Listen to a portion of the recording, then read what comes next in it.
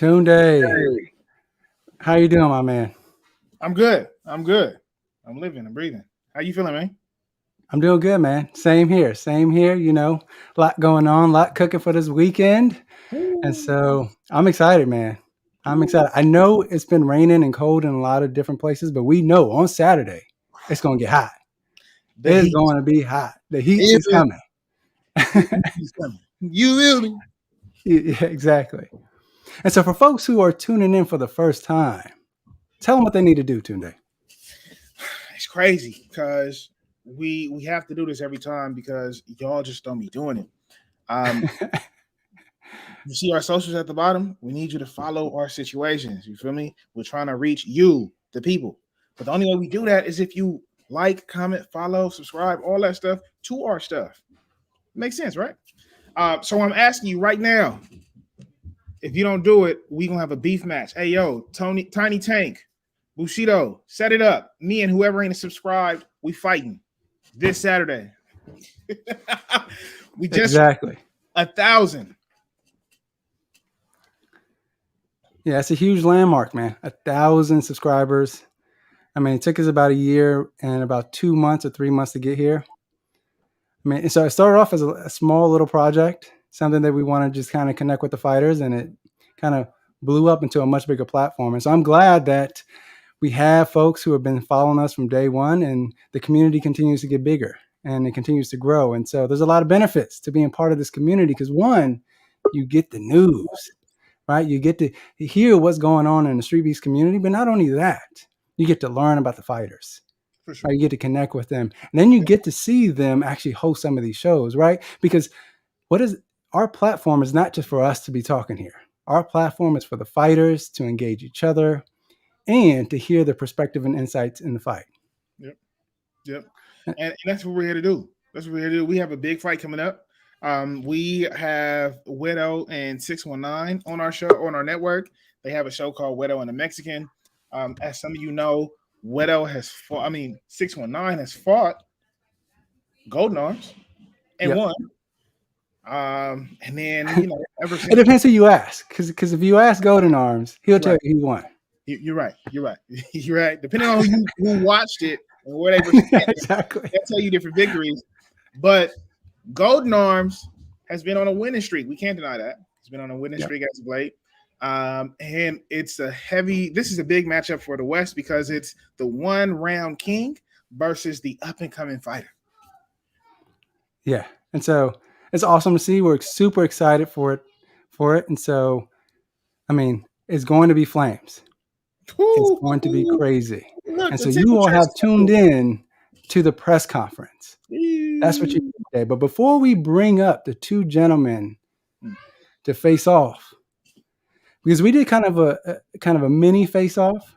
I don't know if you remember that we did kind of a small face off where we had a debate and those two had probably like 30 seconds to respond to each other. And so we saw a glimpse of what potentially could happen today.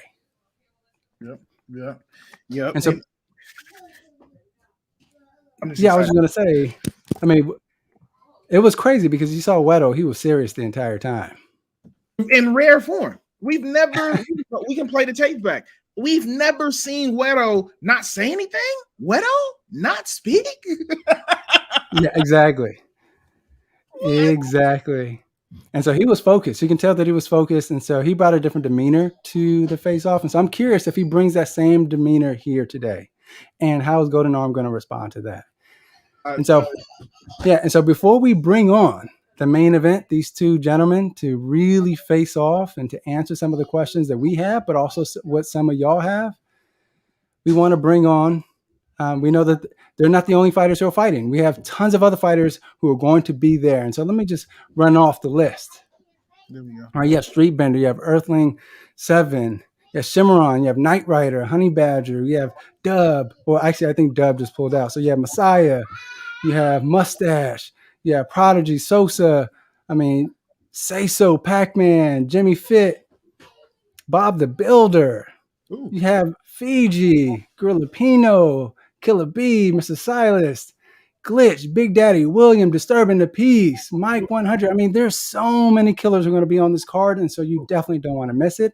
Ooh. And so before we bring on kind of the main event, we wanted to make sure that we created some space to actually interview some of the fighters who are going to be there so that you get to see how did they prepare themselves for this event and get some updates from them.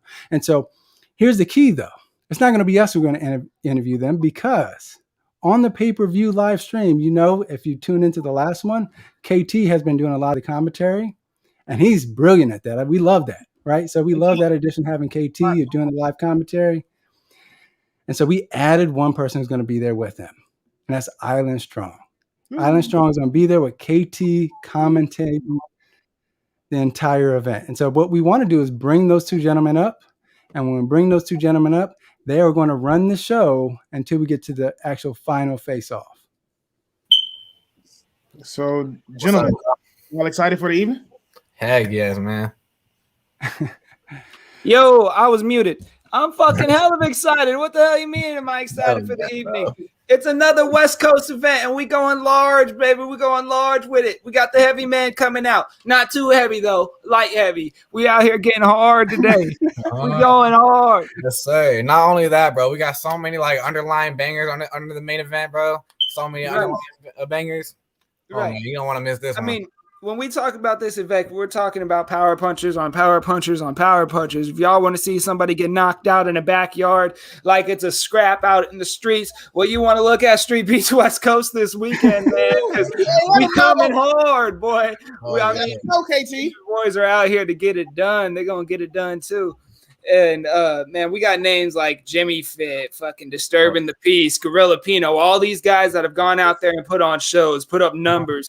This event, if you're fighting this event, expect to have some numbers on YouTube afterwards, because these guys put up numbers behind their names, and your fight's going to be right there next to it, especially with the main event we have. But I ain't even worried about the main event right now. We ain't even got much confirmed matchups, but the fighters that we have fighting, we know that we're going to have bangers, so it doesn't even matter. I'm just ready for this event because I know I'm going to see people get knocked out all day long, and I'm going to be out here losing my voice.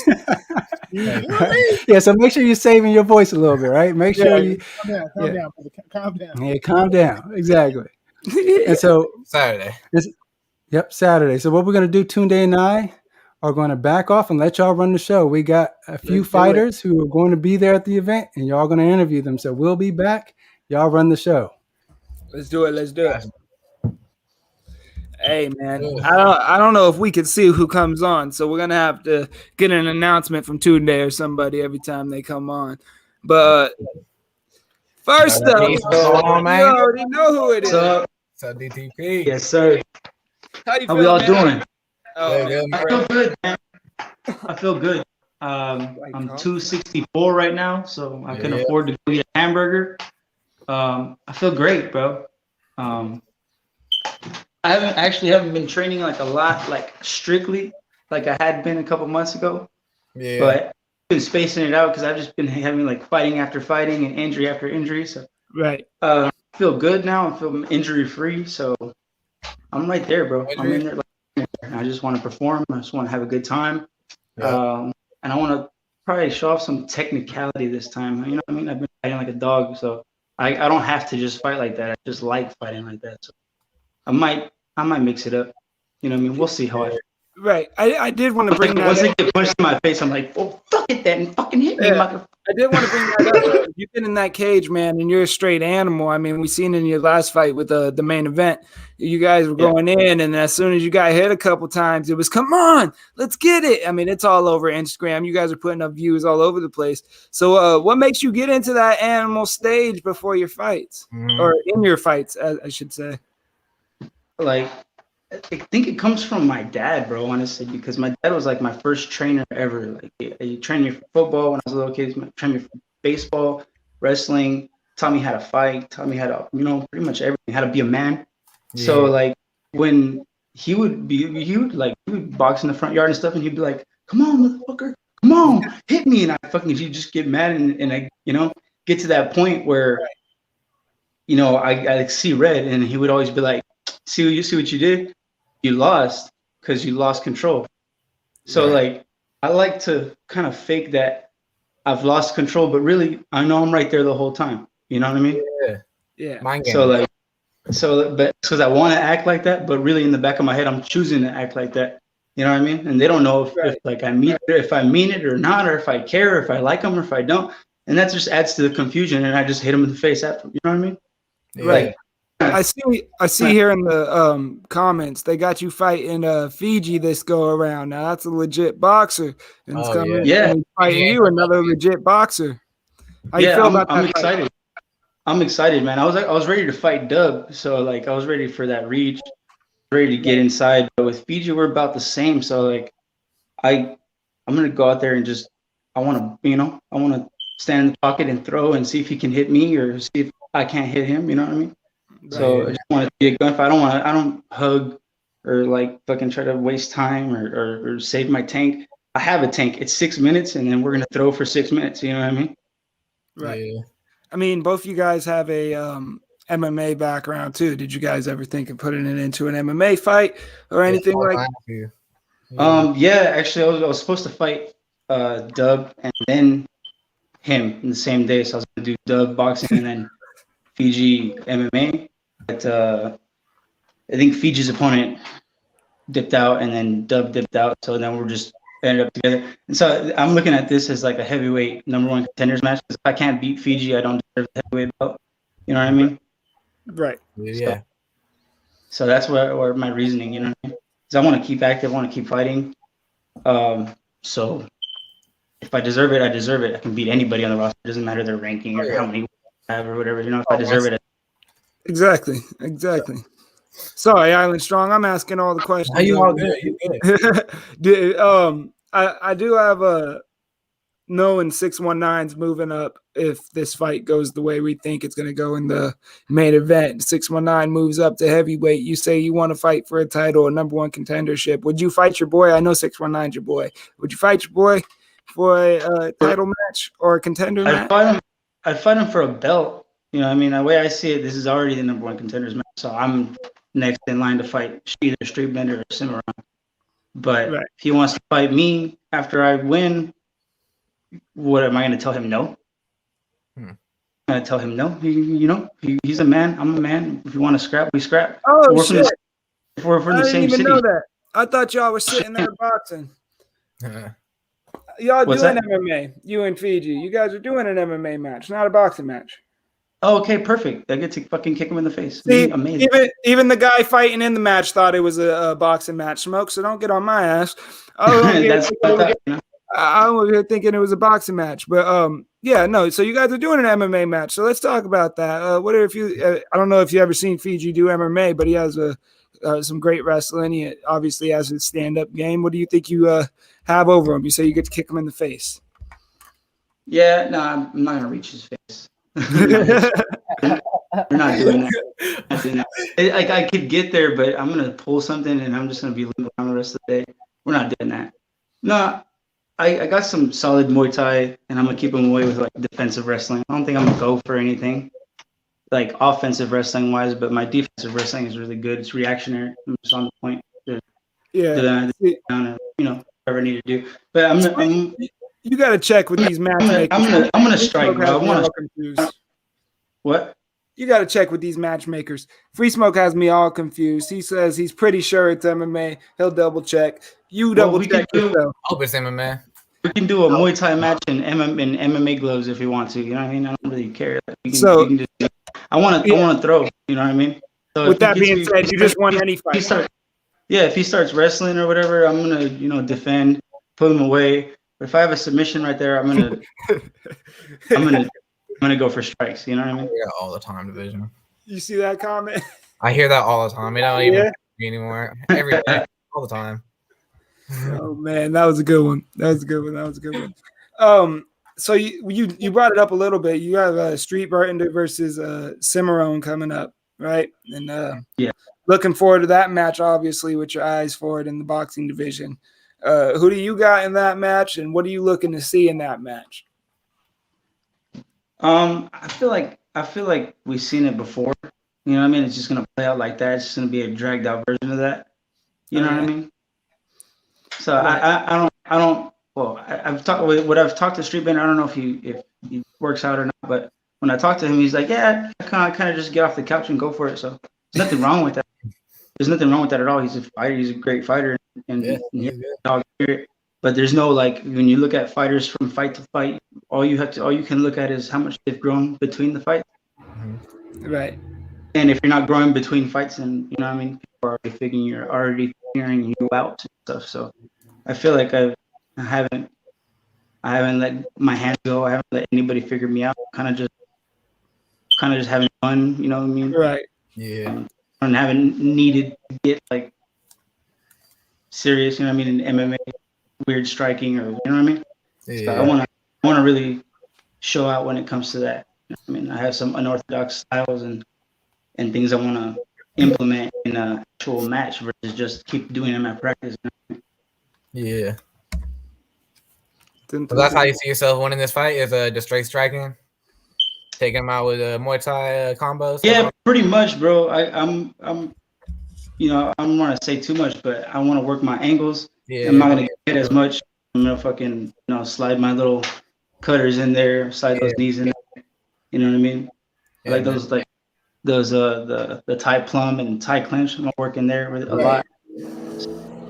Awesome. It's gonna be real tight, but I can work at range. But I think I'm gonna make it a real tight fight. You know what I mean? Yeah. So, given the fact that Fiji is a pretty decent wrestler, how do you see yourself defending against that, and how do you see that playing in the fight, like him wrestling? Well, when it comes to wrestling, bro, I wrestled in high school, and I was 220, and I was wrestling guys that were 287. So I'm used to guys that are bigger than me. I'm used to guys that are stronger than me. You know what I mean? Just because I'm big doesn't mean that there's anybody bigger. I'm used to fighting. I played all-state football, so I'm 6'1", so those guys are 6'5", trying to run me over. So I had to adapt and overcome. So I can't speak to it right now. It's just in the moment when I feel like how strong he is, I'll know what I need to do or what I can't do or what I can do or what I'm good at or what I'm bad at. But I have to feel it. I have to be in there and actually get a hold of him or hit him once in the face. Oh, he's solid. Maybe I can tone back a little bit, touch him up, and then power. Or if he's not solid, I'm just let's throw, let's empty the tank. Yeah. With this being a late matchup, how much do you know about Fiji? Because you came into Streetbeefs Westcoast a little bit later than everybody else, and Fiji got in and got out to do his, I'm pretty sure his amateur or fight for somebody else or whatever he was doing out there for a little bit. I know he's always been with Streetbeefs Westcoast in the group, but how do you know? What do you know about Fiji as far as like his fights? And not much, man. Honestly, I just started watching his fights like yesterday. So just to check him out, you know what I mean? But I like him as a person. We've been talking. He's pretty cool. I like him as a guy. You know what I mean? All respect. We're just going to sit there and have a good match. He's definitely a great dude. Yeah. Oh, yeah. But in the cage, you know what I mean? For those 6 minutes, he's not going to be my friend. Afterwards, we can be best friends. You know what I mean? Yeah. Awesome. But as far as like his fighting style, no, I don't really know. But I like to feel guys out like in there. You know what I mean? Yeah. So see what he's doing, what he's actually doing, and what he's going for. The kind of flinches and all that stuff. It tells me, you know what I mean? If he's flinching a lot, it tells me something. If he's not shooting, if he's like faking the shot, or you know what I mean, it might. Yeah. Right. Yes, or try to time it when he actually does that shot. You know what I mean? Fighters are going to adapt to their opponents. So they're not going to fight the same in every fight. So there's definitely always going to be different, like when they fight you. Yeah, dude. And Fiji's having an amateur fight on the 17th and then fighting me on the 18th. So I can't even speak to that. Does my win even count if I do win? Because he's already beat up. Like he's a or if beast. he my ass, wipes the floor with me. Like, wow, what a guy. What a guy. Sound like you about to fall in love with Fiji. I know, dude. If he kicks my ass, he's gonna be my best friend. I'm like, dude, show me what you did. Show me, tell me. I mean, you say you don't know how like you could feel about this fight, and that was gonna be my next question. Like, what does this fight mean to you, as far as like the importance of this fight? But with all this going on, is it a less important fight to you on your resume than any other fight? No, No, every fight to me is important, but we got to think about it like this, KT, is that life is a goddamn fight. So I'm always fucking fighting. I'm fighting myself. I'm fighting the bed in the morning. I'm fighting the demons of my past. I'm fighting the death of my father. I'm fighting the death of my family too early. I'm fighting everything at the same time. So what? This fight's just as important as those fights, dude. So like, yeah, I'm looking at it's deadly fucking serious to me. You know what I mean? I don't care. He can come in as a fucking Olympic wrestler. I don't care. I'm still gonna get in that mode. I'm still gonna take him out. Yep. See, you know what I mean? We're getting the oh shit. All these problems and all these things that bad things that have happened in my life. It's not his fault, but it's his fucking problem, and that's how I look at every fight. Right. I mean, you're getting the oh shits in the comment section. I don't think people have ever seen this. I mean, they've seen it while you're in the cage, but they don't know this is something that obviously you live for. You love the fight game. Your heart. Well, I'm pissed off, KT. I'm fucking pissed off all the goddamn time, and I'm happy, and I know I'm blessed, but I'm pissed off at the way that things have to be, and I've accepted it, but it doesn't mean I have to be happy about it, and I'm at peace with it. That doesn't mean it makes me feel peaceful. You know what I mean? Reason, bro. Yeah. So like this like when I fight, I feel like normal, dude. God damn, like it's crazy and it's stupid, but it's true, dude. I know exactly how you feel, bro. I feel like I'm myself in there. I know exactly what you mean. Yeah, I feel like I don't start boxing until I get my nose broken. Right. You know what I mean? Like I'm like, all right, you want to do that to me? You know what I mean? So I'm gonna hit you back. I mean, and straight animal in the cage, man. Straight animal. You have any more questions for him, Island Strong? I think I've asked all the questions I can, man. And I think he dropped out. He seemed about to answer about all the questions. Right. Hey, Disturbing the Peace. I want you to leave on a good note here, man. You showed hella passion right now. This is one of the best interviews we've ever seen from Disturbing the Peace. If you guys haven't watched his fights, make sure you go watch his fight, Streetbeefs Westcoast. This man gets down, and every piece of passion you hear in his voice right now, you see it when he's fighting. Hey, man, thank you for being on the show. Thank you, guys. Love you. Safe travels, everybody. I'll see you on Saturday. Sorry, too.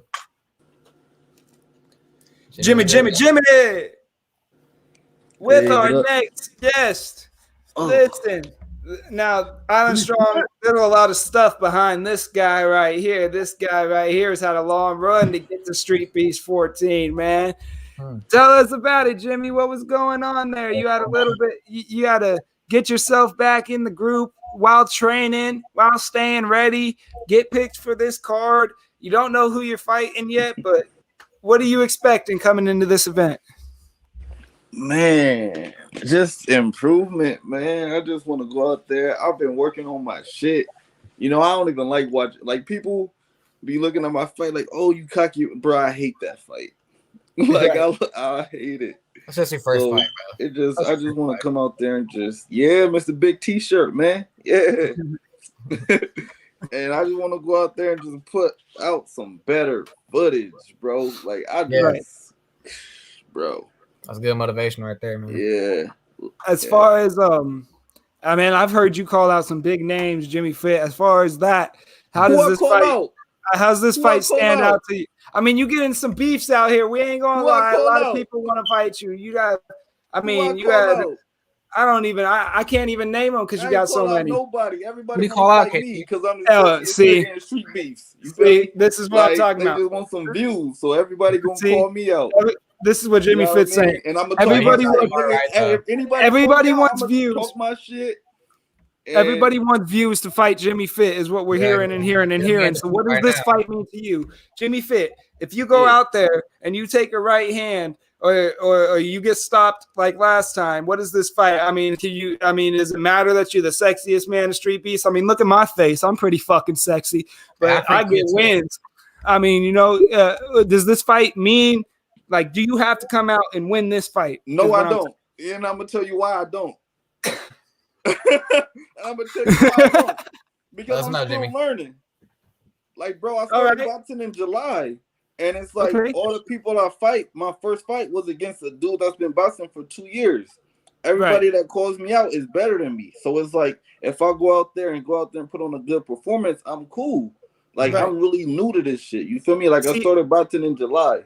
And I did want to get that established because a lot of people think that, I mean, you have confidence because the way you've worked out, the way you've came up as an athlete, but the people think that your confidence comes from you saying that you're the best fighter ever. You don't say that. You'll make it well known that you're a beginner at this sport, that you're just learning, but you want the best to challenge yourself, and that's just how you roll. Yeah, you know? And that's the thing. Like, I want to challenge. Like, I don't want to go out. Like, I can't get better beating up on somebody. You know what I mean? Just going out there beating them. That's not going to get me better. So I honestly feel like my first handful of fights is going to be a struggle. It's going to be a dog fight. You know what I mean? Right. The best thing I could do is prepare, and that's what I did this time. I prepared way more, So, but right now, nah, bro. Like, bro, I just started boxing in July. Like, how many niggas go box in July and fight? You feel me? Right. And put on a show like that. So nah, like that's how I feel. I'm gonna go out there and I'm gonna put on a show. Whatever happens, happens. Yeah. And you've been working with Bricks. You've been out there with Coda. You've been getting a little bit of good work in. Have you seen any improvements that are drastic in your fight game that you want to speak on? Nah, I'm not gonna give away my shit. Yeah, I know. It's up to you. It's up to you. I fuck with Bricks. I fuck with Coda. I fuck with them, but I literally train at UFC gym like 3 to 5 times a week.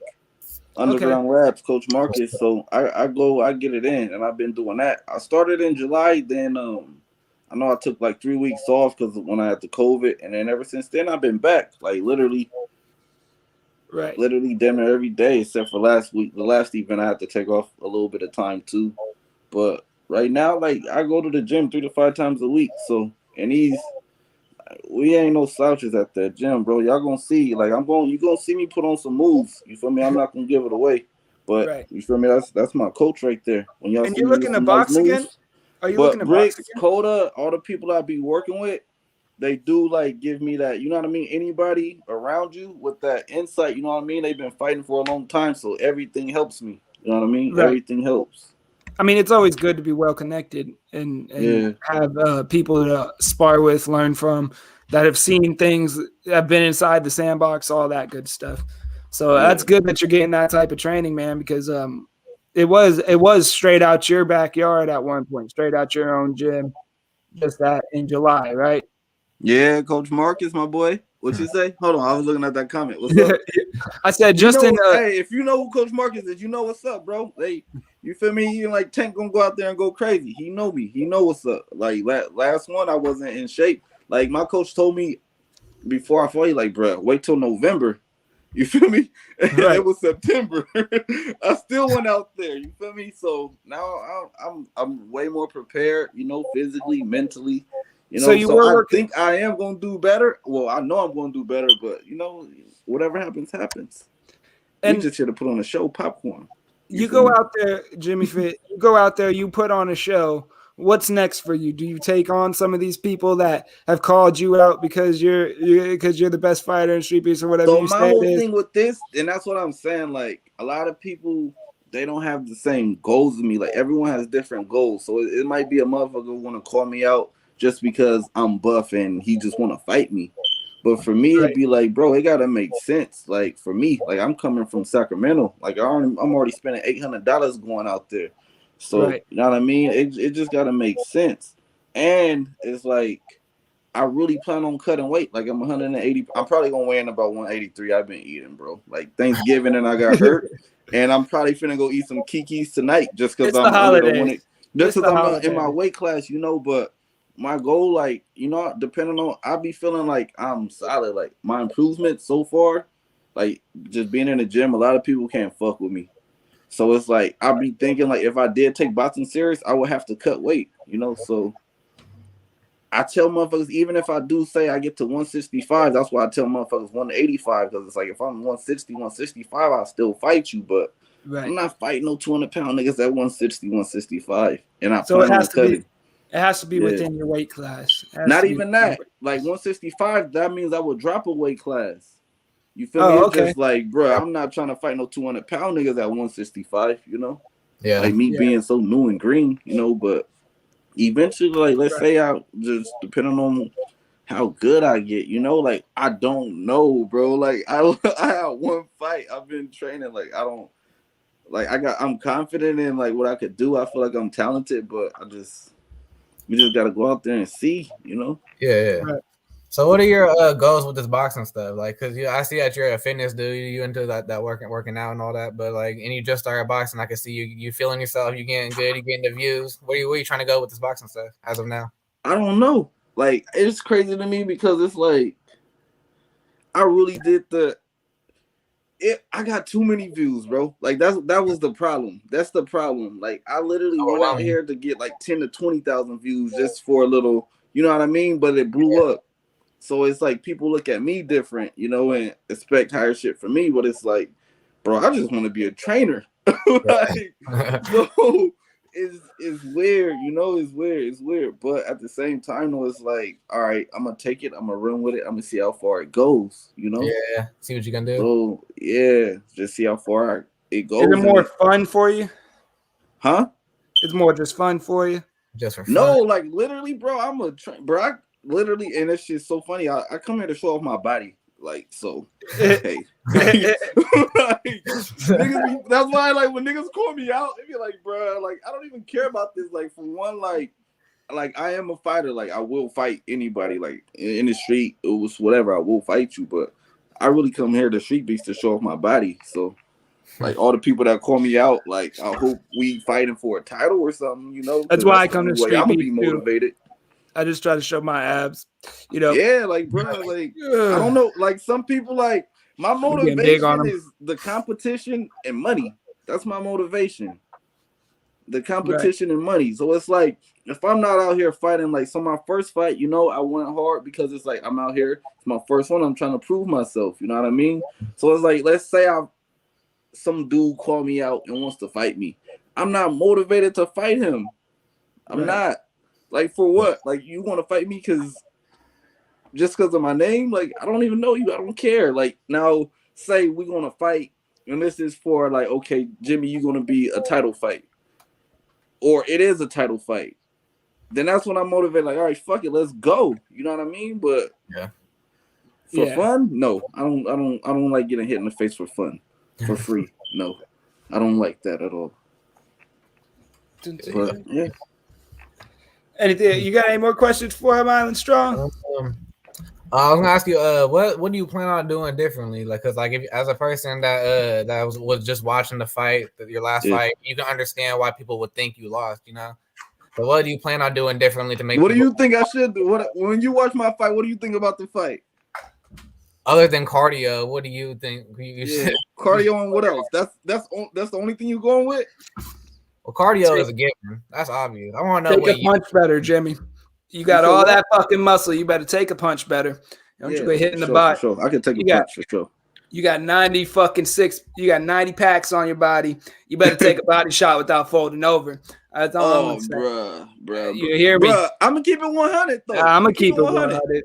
Them 10 counts, like, bruh, like, come on, bruh. Like, I think we all know this is not even no disrespect to Ash, but it's like, keep it 100. I could have ate more of those body shots and not took a 10 count, bro. Like, it's just, and that's why I say my inexperience comes in. It's like I didn't know how to protect myself. I wasn't good at defense. You know what I mean? So it's like that's how I was blocking, but I should have stood up more tall, you know, and I probably wouldn't have even got a 10 count. You know what I mean? So, but for me, cardio, definitely. I definitely been working on that. And when I watch that video, I'll be like, I could get inside whenever I want. But my inside game was garbage. Right. You know what I mean? And my defense blocking. So those was the things that I worked on the most. And I feel like that's what y'all should look. Oh, and my footwork too. I want y'all to be like, yeah, Jimmy with the footwork for sure. Like when KT, when you announcing that, watch coming with the footwork. Bro. That's all I'm gonna say. I'll say it before the fight starts. I'll make sure everybody on the pay-per-view knows. Hey, Jimmy Fit said watch his footwork before this fight. Yes, sir. Gotcha. All right, Jimmy Fit. I want to thank you for being on the show, man. For sure, you man. always thank put you on for the show. Me, man. I'm have these comments blowing up. I want to see both of y'all fight in person, and I ain't seen neither one of y'all fight. Oh, you'll see me. We gotta all get on the same card one day. I'm supposed to be fighting Tiny Tank in February. That's gonna be a huge card. Yeah, you're gonna get beat up on that one. Trying to take beat people up. That's how you get beat up on that one.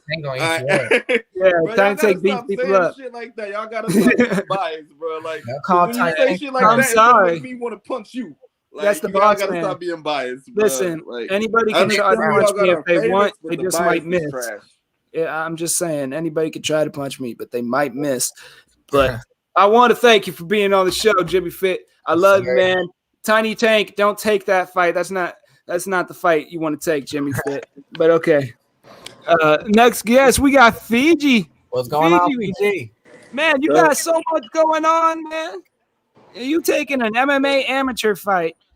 They're coming out the yard. You a real one for that, bro. And coming out the yard and fighting an MMA amateur fight. How you feeling?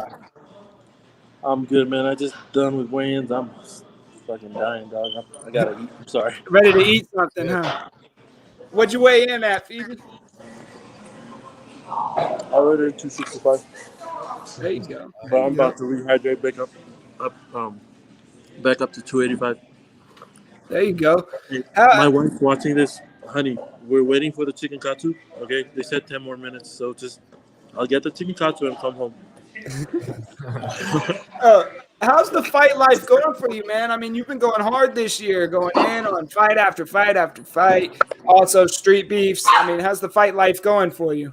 It's been going good, man. I just I originally just quit my job, man, just to chase this dream, crazy ass dream, dog. That's what's up. I mean, I want to be the first Fijian guy. I want to be the first Fijian in the UFC, you know. Right. I mean, you say crazy ass dream, but I mean, we're looking at you and you're doing it, man. It's starting to feel not so crazy, isn't it? I mean, you're out there doing it, man. Nah, dog. No, you said Giovanni, I'm not sure who you are. I'm guessing you're a friend of DTP. I'm taking him very, very seriously. I'm taking him just like he's one of my enemies, dog. That's good, man. I don't take anyone lightly, dog. I mean, we just had him over here on the show, and man, the way he was talking about it, he's going to do everything serious. Oh, you saw it. What were your thoughts? Yeah, just give us your thoughts on that a little bit. Yeah. I think we're gonna. I think we're gonna put on a show, dog. We're gonna set it up perfectly, or we're gonna segue perfectly into the Golden Arms and Wero fight. Oh, yeah, that's gonna be fight of the day for sure. You hear it right now, first right now. That's gonna be the fight of the day. Don't you worry. Look, and I agree with everything he said. Like all the stuff that you deal with outside of the cage, like those are the bigger challenges. Like I'm not scared of someone getting like a cross. No disrespect to whoever stands across from me, but yeah. Utensils like forks and knives or anything? Nah, you okay? Don't need a fork and knife. No. John, did you just answer that question for him? Yeah. So everything that you deal with outside of the cage, like that stuff is much bigger than however many minutes that you face, Right. Some guy. All respect to him, but like me being homeless with my family, coming out of that to now having our own place. Right. Bro, I'm a winner already. Yeah. This guy's not gonna take it away from me. So you just go in there as a winner. You fucking fight your heart up, and then things usually turn out good. So these are two guys that, I mean, literally go in there and, I mean, this show is called Heart in the Fight. These guys put their heart in the fight. Yeah. And like you said, it will be the perfect segue into Wero versus Golden Arms, the power you guys got. Oh, my bad, bro. For sure. I'm going to say this. Like, some people are athletes that go into fighting. Some people just love to fight. I feel like DTP, Disturbing the Peace, and I are cut from the same cloth. We just love to fight. Yep. Yo, exactly. I love Next to Native. Yep. Here's the thing, though. This might be my last time I compete for Street Beefs. I really wanna how do you say, leave with a bang, Yeah. I mean, I'd love to fight Next to Native, but I don't know if I don't know. I mean, obviously, we didn't think we would see you back at Streetbeefs because you were going for your pro career and. Dude, I just fought for a title. I mean, I lost, but I took that fight on 2 weeks' notice, though. Right, and everything's going. I mean, besides that one loss, I mean, you've been knocking people out. You got first round finishes. Yo, your whole fight career is telling people good. I'm a wrestler. I did. That's me. That's me. I saw you take that man down and start beating him up. I was like, yo. That was a knockdown, dog. That wasn't a takedown. Oh shit! I got my against Bulldog today. Against Bulldog? No, Miami fight. Okay. And Bulldog took me down, dog. Yeah, Bulldog took you, but you knocked Bulldog down. Disturbing the peace. Don't worry, I'm not ready for no takedown. He ain't ready for no takedown. I got my facts all mixed up. I need to learn something. Yo, so my wrestling is like DTPs. It's like a reactionary, right? Yeah. Right. I mean, I'm not gonna shoot on fighter instinct. Mm-hmm. I feel it. I mean, man, Streetbeefs Westcoast loves you. You got the comments blowing up right now as soon as they come in. You got Fiji with hearts and everything. Just talk about that, getting love from the West Coast and coming back. And have y'all seen my shorts, my fight shorts? No, I haven't. Oh, I saw them. Yeah, that's hella nice. I have Streetbeefs Westcoast as like a sponsor. Whatever. I'm rapping Streetbeefs Westcoast because of that, man. Like everyone's family. Right. I'm telling you right now, DTP and I are going to be best friends after our fight. I don't care who wins or loses. Yeah. It doesn't matter. We're going to be best friends. I brings the place together, bro. I have no hate. Yeah, I have no hate for anybody. I love all those guys. It's like brothers, freaking sparring and then having dinner afterwards, talking about how they knocked each other out. So. Yeah. Right. Yeah, man. See, people are surprised that this is an MMA fight. I thought it was a boxing match. I left it up to them. If DDP wants to box in the morning and then towards the end do an MMA fight, we'll do that too. Hey, I'm pretty sure DDP's been on every podcast, every show saying he wants to fight twice in a day to show what he's got. So he might just take that one up. Probably will. He wanted to fight for everybody though. Box first. Don't do MMA or kickboxing. Because it's the last time I fought Hoy Dog, I had a hematoma on my shin after that fight, so I couldn't box afterwards because I could barely walk. So box first if you're gonna fight twice, and then do MMA or Muay Thai after. Yeah. Right. Just keep your self healthy. Yeah, man. If it wasn't for the hype behind the Wero and the Golden Arms fight, man, this would be the main event for sure. I mean, definitely. These guys are killers. On one hand, you got Disturbing the Peace, man. He has undeniable, unstoppable motivation. Reminds me of Conor McGregor, a motivated Conor McGregor. On the other hand, you got Fiji, man. He's got a family and everything. You got trying to go pro. He's doing all types of amateur fights.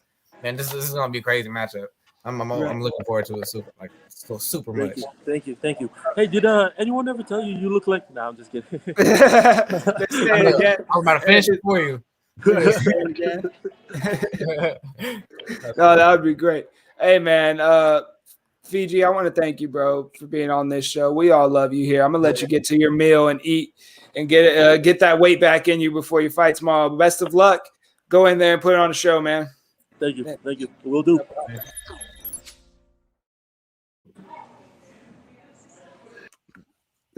I don't know what that little thing was, but it was cool as fuck. I was like, oh shit, this shit cool. I thought we was about.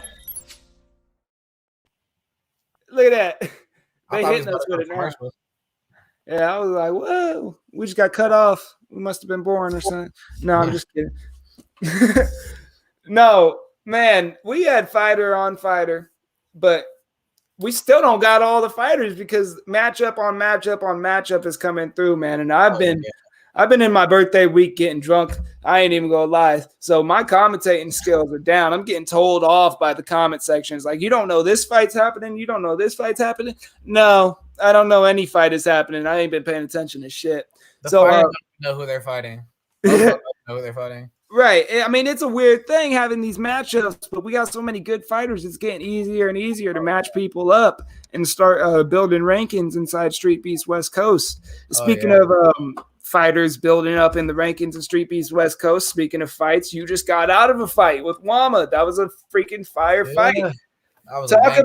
Talk about having the I mean, I know about it obviously, but everybody always hears me talk about it.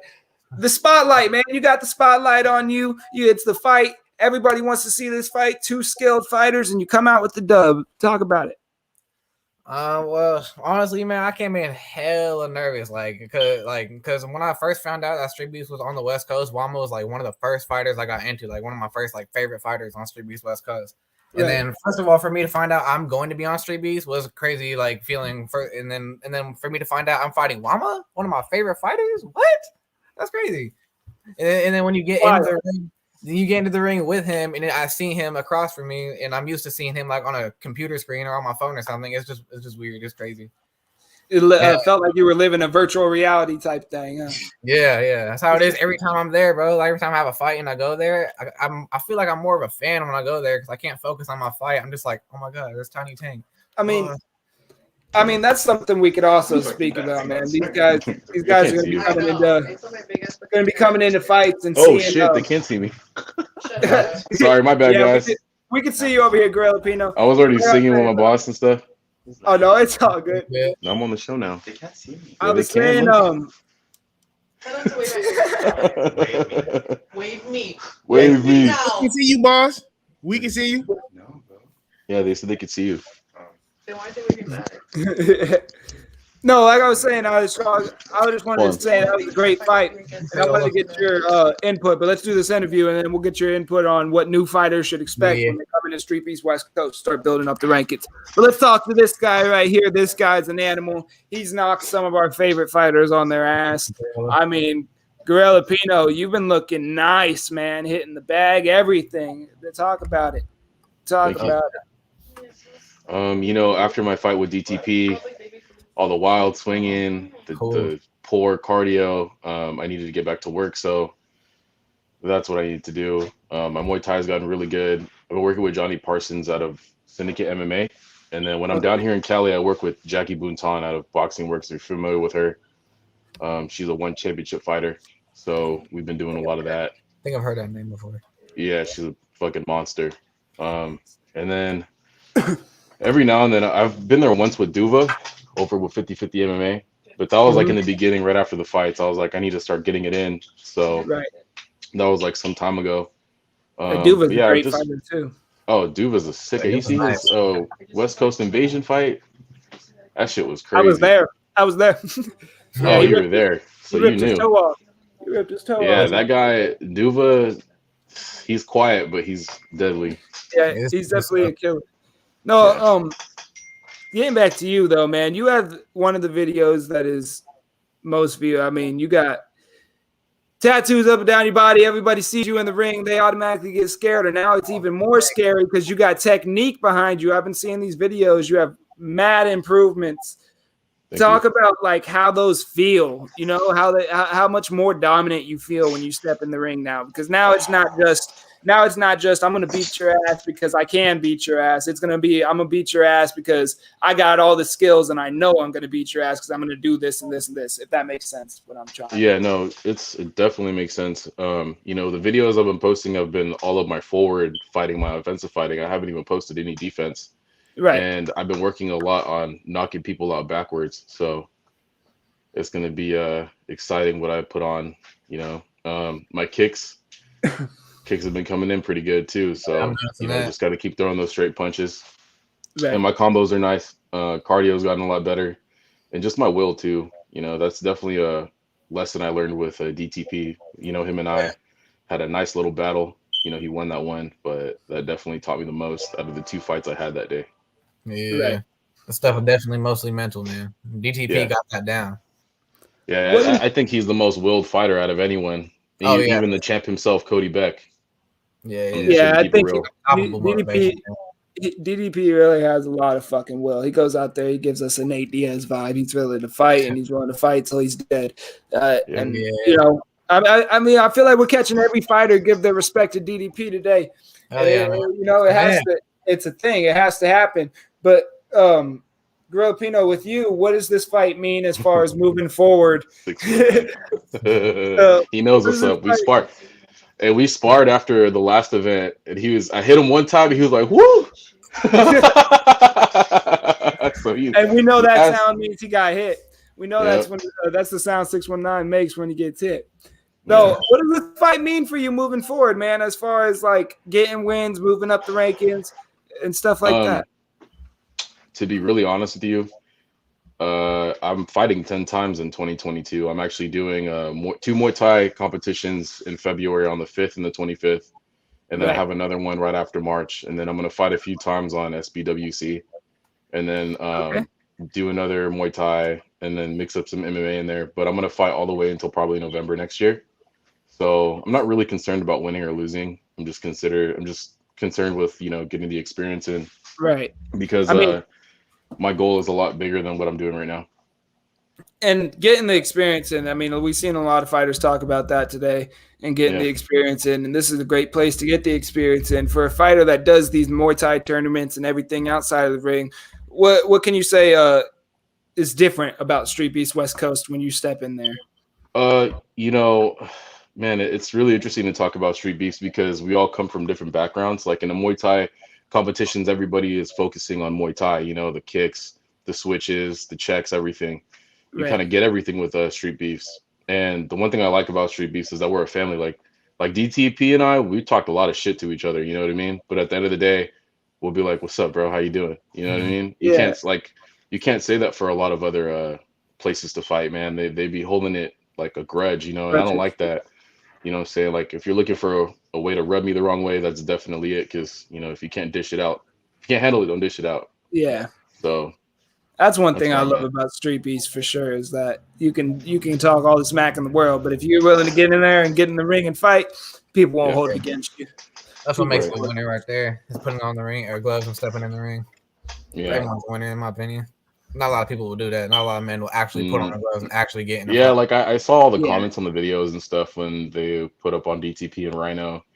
And I'm like, a lot of these guys are just keyboard warriors, you know what I'm saying? Yeah, and exactly. Just hang-arounds, you know, and like you could say all you want, but you know, and then we got some of that on the Facebook group too, where people would just come in there and comment, and it's like, I haven't seen you fight, so what are you saying? You know, is what you're saying? Man, these people have no pictures, no training videos, and the only thing that will be on their profile is that comment they made that day. So it makes no sense to me. People do that. Yeah, it's sweet stuff. You know what I mean? At the end of the day, man, we step in there for those 9 minutes, and we do what we got to do. And not many are willing to do that, so that's okay. You can talk all you want, but until you're in there, you don't know what it's about. Yeah, exactly. How are you feeling coming into this fight as far as weight and conditioning and health and everything? You've been sick at all? It's been getting cold outside. How are you feeling, man? I actually train in the cold. Oh, really? Yeah. So like what's that called? It starts with a C word. It's like cryo cold training. Oh.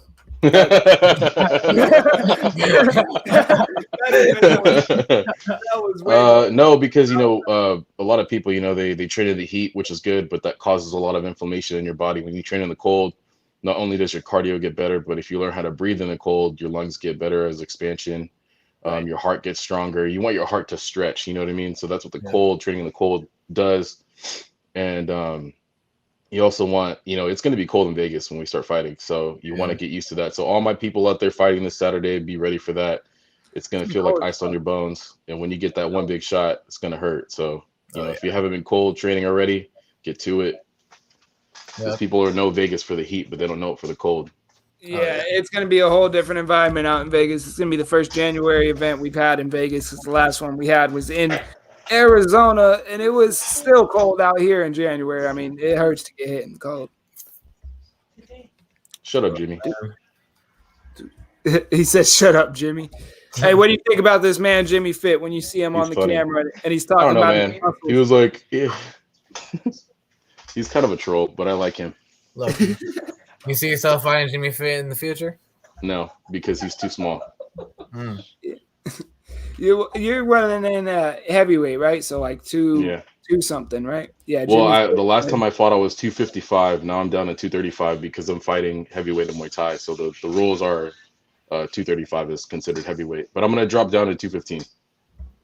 What did Free Smoke say, bro? This is December event. Talking about January and shit. Oh yeah. See, my mind's been so fucked up. I did say January. Free Smoke, quit calling me out. You know, Free Smoke, you call me out one more time, you're gonna pick your phone up and come be a host on this show. I don't even give a damn. You call me out. When are you two gonna fight? Who? Me and Island Strong? I'm just playing. You're a bantamweight, right, Island Strong? Whatever 140 is. I think that's featherweight. Yeah, 140? Yeah. No, Island Strong got his own weight class. It's called athletic. Maybe. It might happen one day. I want to take on the best fighters in Street Beefs after I win the title from Diesel. But I also want to start making my transition to MMA. So I got to figure all that shit out. MMA is fun. Yeah. I definitely like the 4-ounce gloves. Yeah, me I too. wish we fought Muay Thai and boxing in 4-ounce gloves. I think that would make it really exciting. Yeah, I wish we boxed with 4 ounces, bro. I would love to do MMA. I just can't wrestle and do all that jiu-jitsu stuff. I mean, they got the cage boxing and all that stuff. They got that stuff. Yeah. They got bare knuckle Not boxing. really a thing for me. I myself am gonna have the first hybrid boxing MMA Muay Thai. Oh yeah, we talked about that on the live. Island Strong, watch out for his question mark kicks. They're sneaky. He hit me with like 2 of them the last time we sparred. You went out there to Fitness 23 and got down with them? Yep. So we sparred the day before, and I say so too. He got hit with a couple ones. He was doing this. I've been studying Free Smoke since the first fight dropped. He was one of my favorite fighters. How's it feel for your power that now it can be spoke for? I know it's not just one person you came up and knocked out. It's like, hey, y'all have felt everybody. It hard.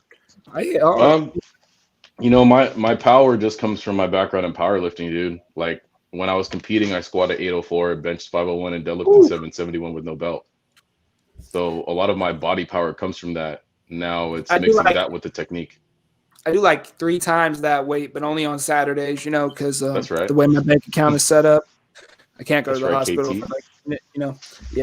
I do that all the time.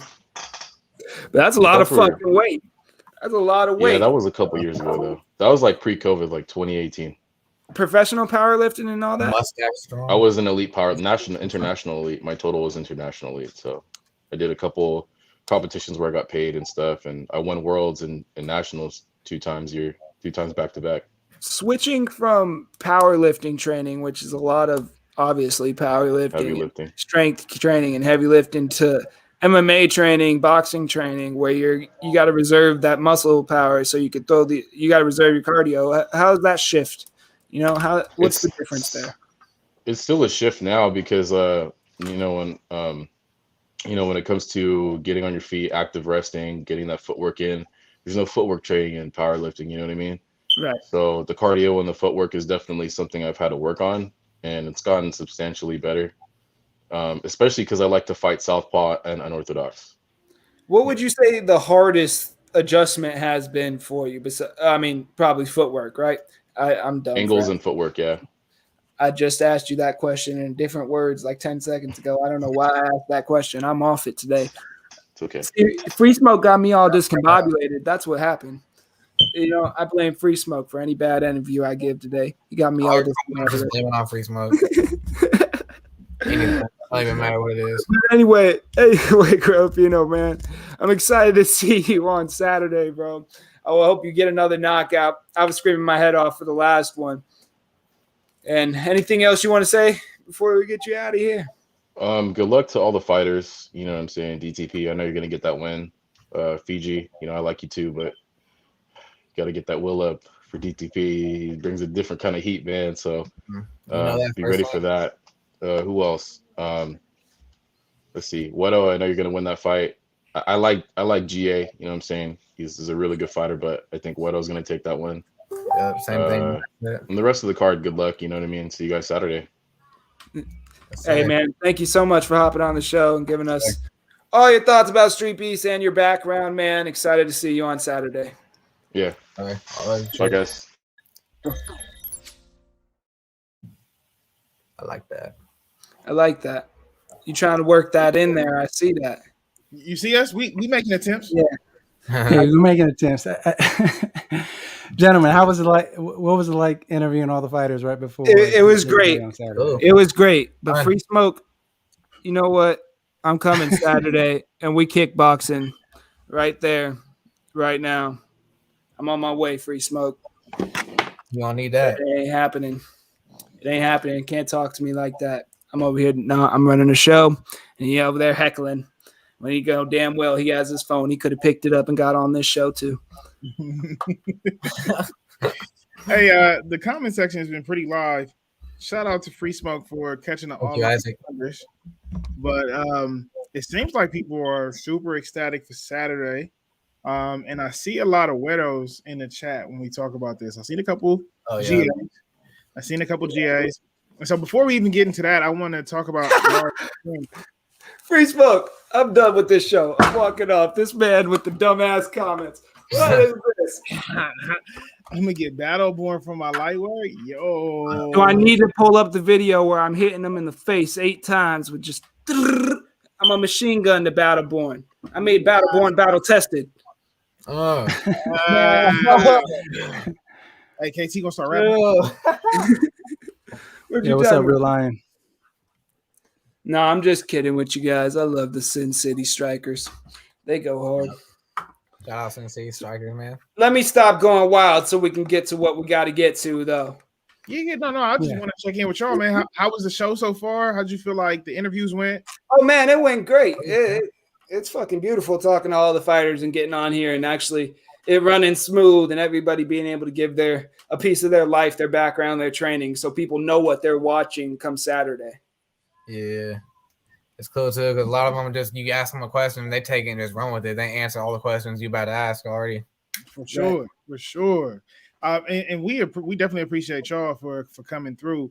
KT, you already know. I feel like you Street Beefs host. You feel me? Like if I don't win Rising Star this year, I feel like I got shitted.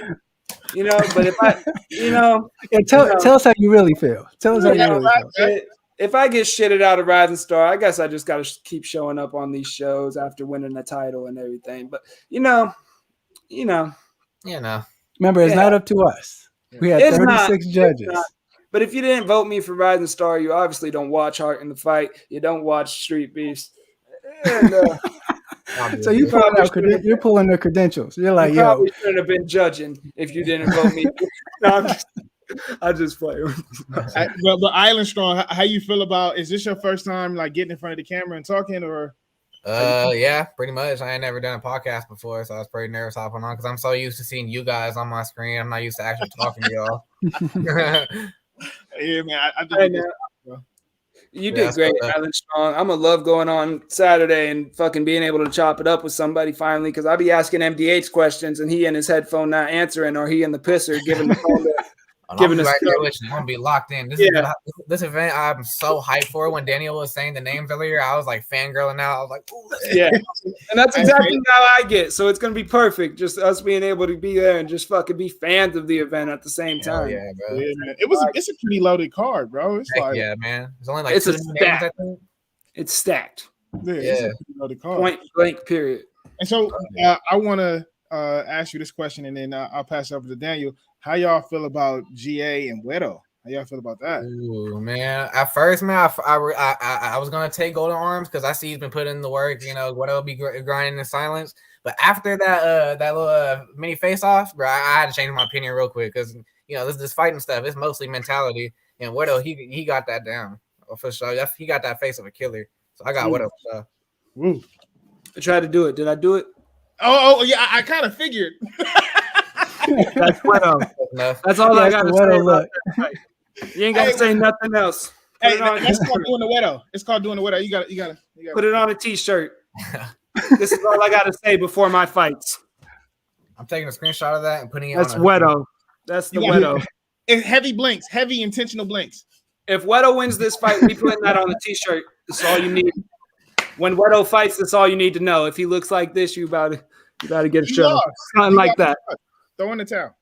For sure, bro. Man. I am high as fuck, Free Smoke. I'm high as shit. Bloody high. Me too. Yeah, Free Smoke has been on your head the entire show, man. Free Smoke on your shit, bro. I don't know. More hungover than anything. You wouldn't think we're on a podcast together or anything, right? Like, you know, this is one of my co-hosts that's just like, you fucking up today, man. Came on here. So yeah, Daniel, you came on here and embarrassed us. No, I'm just kidding.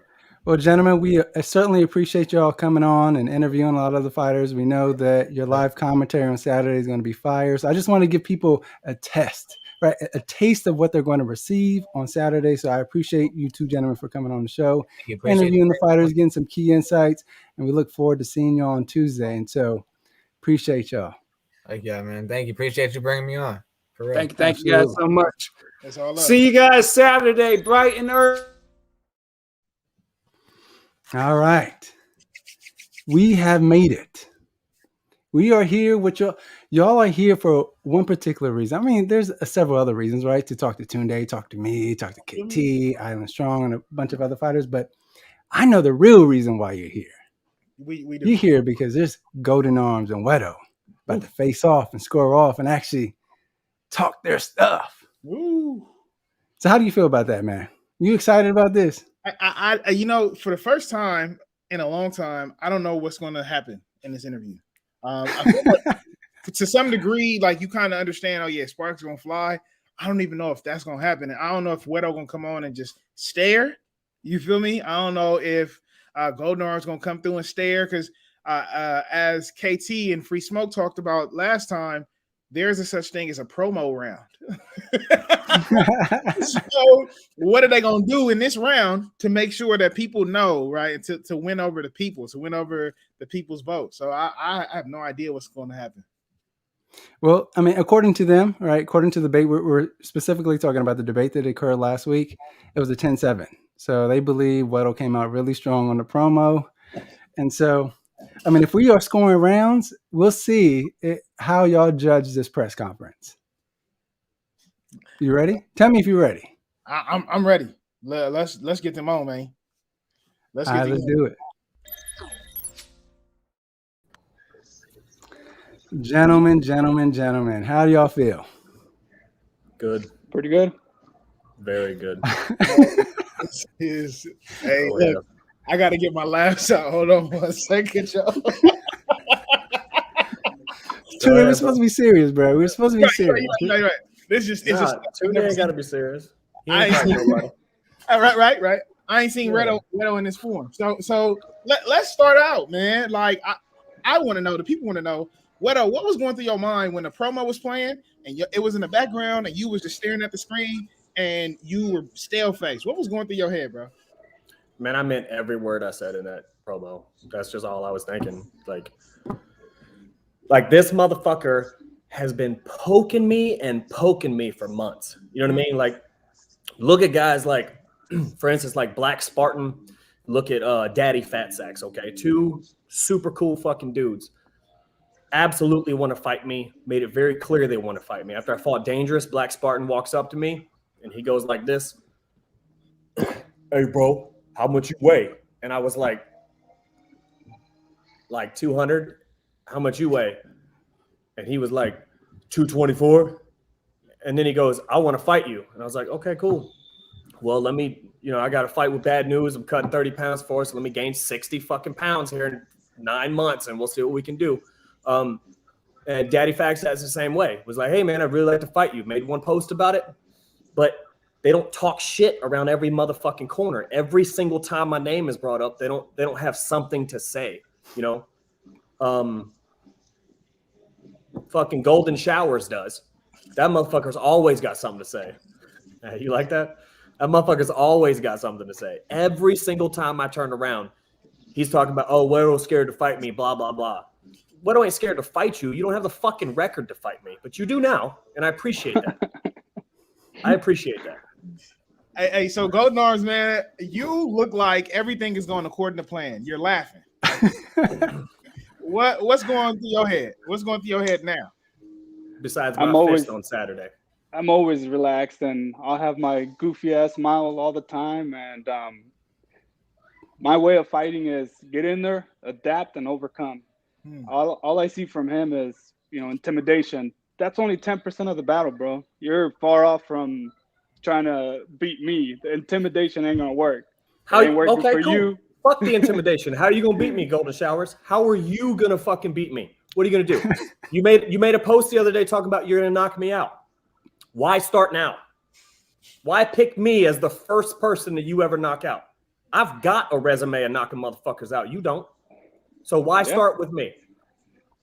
What makes you think you can start with me? I'm in a lot better shape now, and sure, round is like a shape. Said, I don't give a fuck.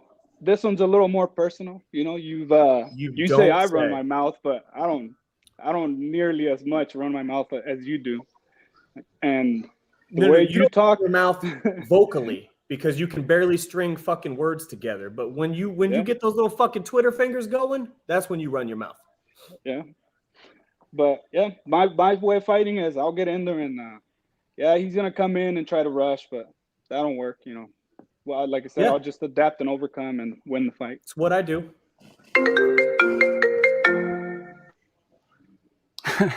Tunde, you receiving calls during the press conference?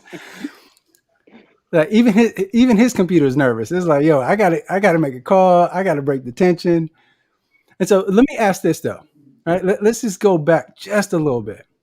Why call out Wero, Golden Arms? Because I mean, he is perceived as the boogeyman of Streetbeefs Westcoast. No one really calls out Wero. Just like Black, like he just said, Black Spartan called him out. It's just when you come into Street Beefs and you start seeing, which guys you really want to fight because, they talk the talk. They're tough. They got a couple of wins on there. Hey, I want to get in the ring with that guy. But obviously, I needed to build a record, build popularity to fight Wero. So here we are.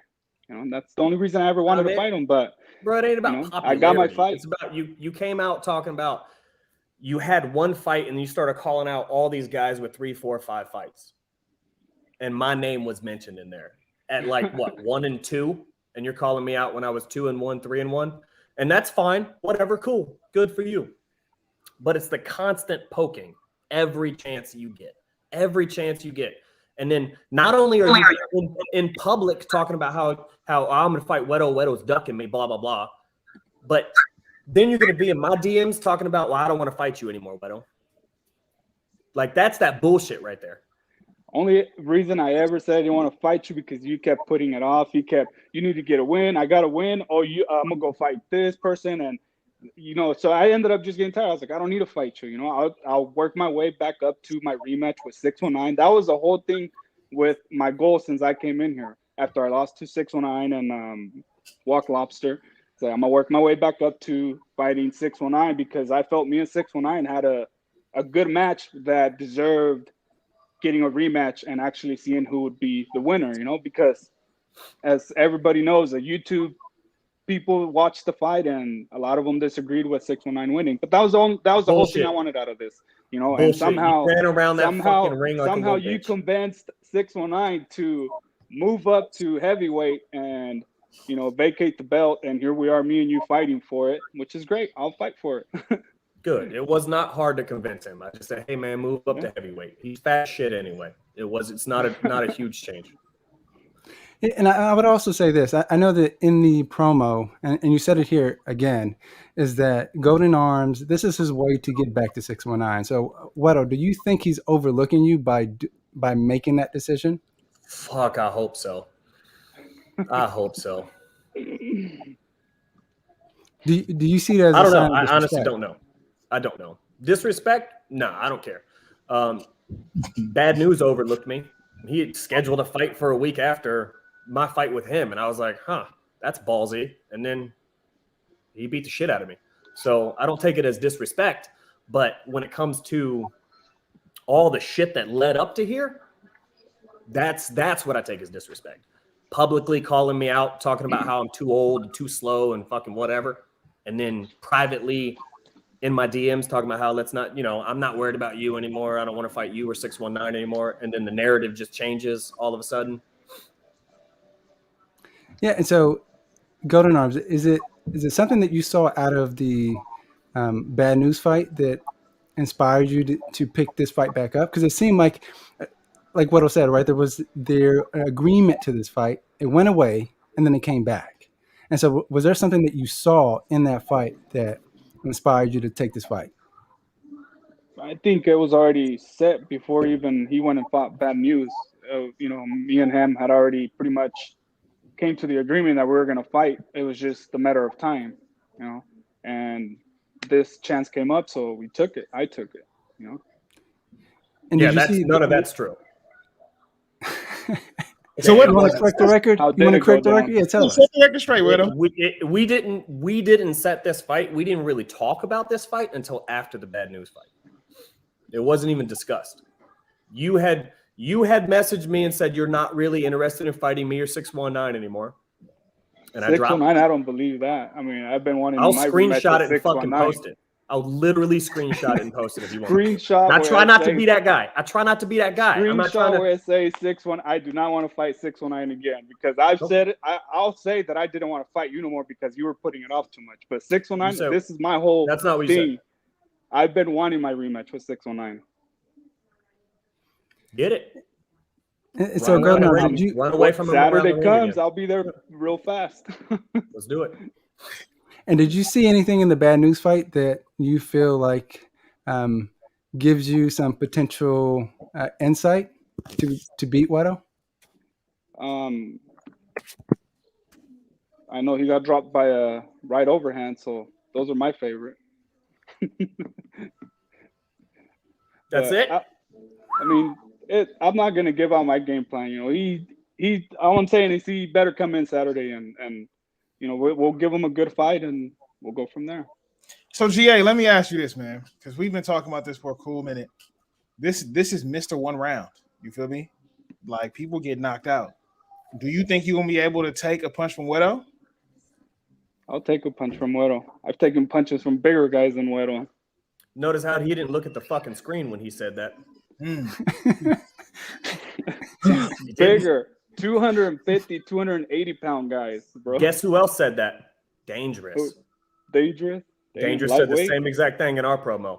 He's had much bigger guys hitting him. Because Wero is precision. Like, Wero is precision meets strength. That's what he gets to the chin. People go to sleep. So what are you doing in that? He's gonna apply pressure. We all know this. He is Mr. One Round. He tells us this every time. What's to say that you don't fold under that kind of pressure? I've been studying him. I've been watching his fights, and I know exactly how he comes out. And pretty much, just talked it over with different people. Should I come out and just bang it out with them on the first round? And because that's something that I want to do too. Come out, and if he really wants to do a 1-rounder and see who gets dropped, and I've been thinking about that, coming out, just doing a 1 round and bang it out and see who folds first. But I've had good fighters training me and telling me, just dance with them, counter them, and let them put the pressure in, and work your magic in second and third round. And we'll see how it goes. We'll see how it unfolds on Saturday. So I really want to just go out there and bang it out with them. And GA, you said something really important. And I want to pass this over to you now. You self-proclaimed Mr. One Rounder, right? But you've also went on to say once it goes in round 2, fuck it. So if he keeps the distance, he takes your punches, and it gets to round 2, is that it? Do we just call it quits and you throw in the towel, or? Nah, I just try to punch him in the face as hard as I fucking can. That's my game plan. I just punch people. I'm not a good boxer. I'm not a good fighter. I just try to hit people really hard on the chin and the nose. And what we've noticed from him is when he gets tagged, he swells up a little bit. You know what I mean? Looking like a Stay Puft Marshmallow Man. And so be ready for that shit, because I'm going to tap that chin. You know what I mean? Whether we bang it out and it goes 1 round or whether it goes 3 rounds, I don't care. It doesn't matter. I'm going to hurt you. That's all that's going to matter. I'm going to hurt you really fucking bad. So it sounds like you're telling us we may see a different Wero in the ring this weekend. Oh, we will. Yeah. I have too many fights on the internet to go out and do exactly what I've been doing. This is crazy. I'm sorry. Yeah, he just said he's been studying me. I'm not dumb. Of course he's been studying me. You know what I mean? Why wouldn't he? Like, if you have a fight, before Bad News, I watched all his fights. Before Dangerous, I watched all his fights. Before Punch, I didn't watch any Punch on fights. But before Jet, I watched Jet's fight. You know what I mean? Before Chase, everybody. Before I fight somebody, I'm going to watch their fights. Who doesn't? So it stands to reason that he's going to watch my fights. So why would I go out and do the same thing I've been doing? So GA, if we get to round 2, or if we get to the end of round 1 and he still looks like he can go another 2-3 rounds, what are you doing in that pressure? Under that pressure? I'm putting the pressure since round 1, but I'm also going to play it smart and not just try to bang it out. Where that's my game plan right now. Like I said, once you're in the ring, everything unfolds different. Can unfold different. But my plan is get in there, put pressure on him, and we'll dance around. He's gonna try to put the pressure too, and I'll try to counter whatever unfolds. But I'm putting the pressure since first round. I'm there to fight, and I know I can hang in there the 3 rounds throwing punches, because my training, I mean, for all my fights I've been doing 5-6 rounds heavy bag, and that was pretty much it. Couple of rounds of jump rope, and that's it. I mean, my training for since I got off of my COVID fight, it's been like 3 or 4 weeks where I've been doing nothing but 8 rounds, 10 rounds, and then still going and running my 1.5 miles or 2 miles, whatever I can still pull off, and coming home and cooling off with a couple of rounds of jump rope. I know my cardio is there. 3 rounds, it's going to be nothing. 5 rounds. I mean, we're going 5 rounds, I'm sure. Do you think do you think this is your biggest fight, Golden Arms? Yeah, it's definitely my biggest fight. I want to win, and I want to bring that belt back to Bakersfield. So we did a poll, right? We put a poll out in the Facebook group on Heart in the Fight, and we asked people, who do they think that was going to win? And so these are all your peers kind of judging. And so 71% believed that Wero was going to win. Yeah. How do you feel about that, Golden Arms? I like it. I mean, I've been hearing different points and different, just views of people, how they feel that Wero's going to win it, and just gives me more knowledge of him, and I like it. I like being the underdog. I like going in there, and makes me that much more hungrier to go in there and win the fight. And what did you think people were going to vote were going to select you as the winner? You were going to be the favorite coming into this? Didn't know, man. No expectations. I just logged on and saw your poll one day, and there it was. Let me ask you this. He's on an up and coming winning streak, so I mean, it stands to reason he's going to get some votes for sure. Yeah. And I know that, this has been personal, right? You've said this both of you have said this at this point, that this is a personal match. And so, Wero, I mean, it's no secret. You've said it many, many times that you don't train for fights. You don't train for fighters. You just do you, and you show up and you lay the hammer. And so I'm asking, did you train for Golden Arms this time around? Absolutely not. I would love to say yes, and I really thought about it, but no. Nope. Because I don't care. Like, Daniel, I took a shit right before this that I was more worried about than this fight. Okay, because that was a lot. I'm not worried about this fight, mostly because I really don't give a fuck if I win or lose, but I want to hurt him. Like, if I hurt him, when I hurt him, mission accomplished. I don't give a fuck after that. If parts of his face crack, like if bones in his face crack, I'm happy. I mean, what's your response, Golden Arms? That he didn't train for you? The only way for that to happen, for you to hit me straight in my face, I would have to be standing in front of you with my hands down, and that would only happen in the 3rd round, not in the 1st round, because in the 1st round I'm coming in with pretty good cardio, so I mean it's gonna be pretty hard for you to hit me straight in the face in the 1st round. Really? You think I got good head movement. I mean, we all seen it against. Yes, Aesop took a lot of shots, gave me a lot of shots, but I also avoided a lot of shots with Cecil moving my head. I mean, and even at Cecil's, at Cecil's fight, I was partying the night before, drinking at a concert. This fight, shut the fuck up. Serious. Really? 4 weeks training. You were partying before a fight? I'm drinking and partying up to the fight. I don't give a fuck. There you go. That right there. That's what is gonna get you. To lose. I did a bunch of coke before the Bad News fight. I don't care. None of that has anything to do with anything. When we get into the fucking ring, I'm gonna punch you in the face, really fucking hard. Yeah. Yes. Me. I like it. I like it. Good. You say that now. They all say that now. Yeah. Because by the way, the Bad News fight. Shut up. The Bad News fight gave you a lot of fucking confidence because you're right. He's I don't know what he is. 170 pounds, 170. What is that? Lightweight. He damn near took my fucking head off.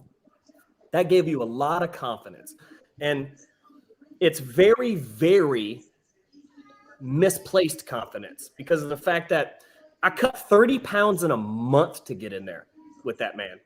I didn't train, and I cut 30 pounds in a month, and I still hung with that motherfucker for a full round, which is all I really needed. That fight played out how I wanted it to. Violent finish, 1 round, action-packed. So if we get the same thing, cool, whatever. But you're going to walk away in a lot of pain because you are not Bad News. He's arguably the best defensive boxer that Streetbeefs has ever fucking seen. Golden Arms, you're not. That's fine. We'll find out Saturday. No. Yeah. What am I weighing now? I don't know. Let's find out.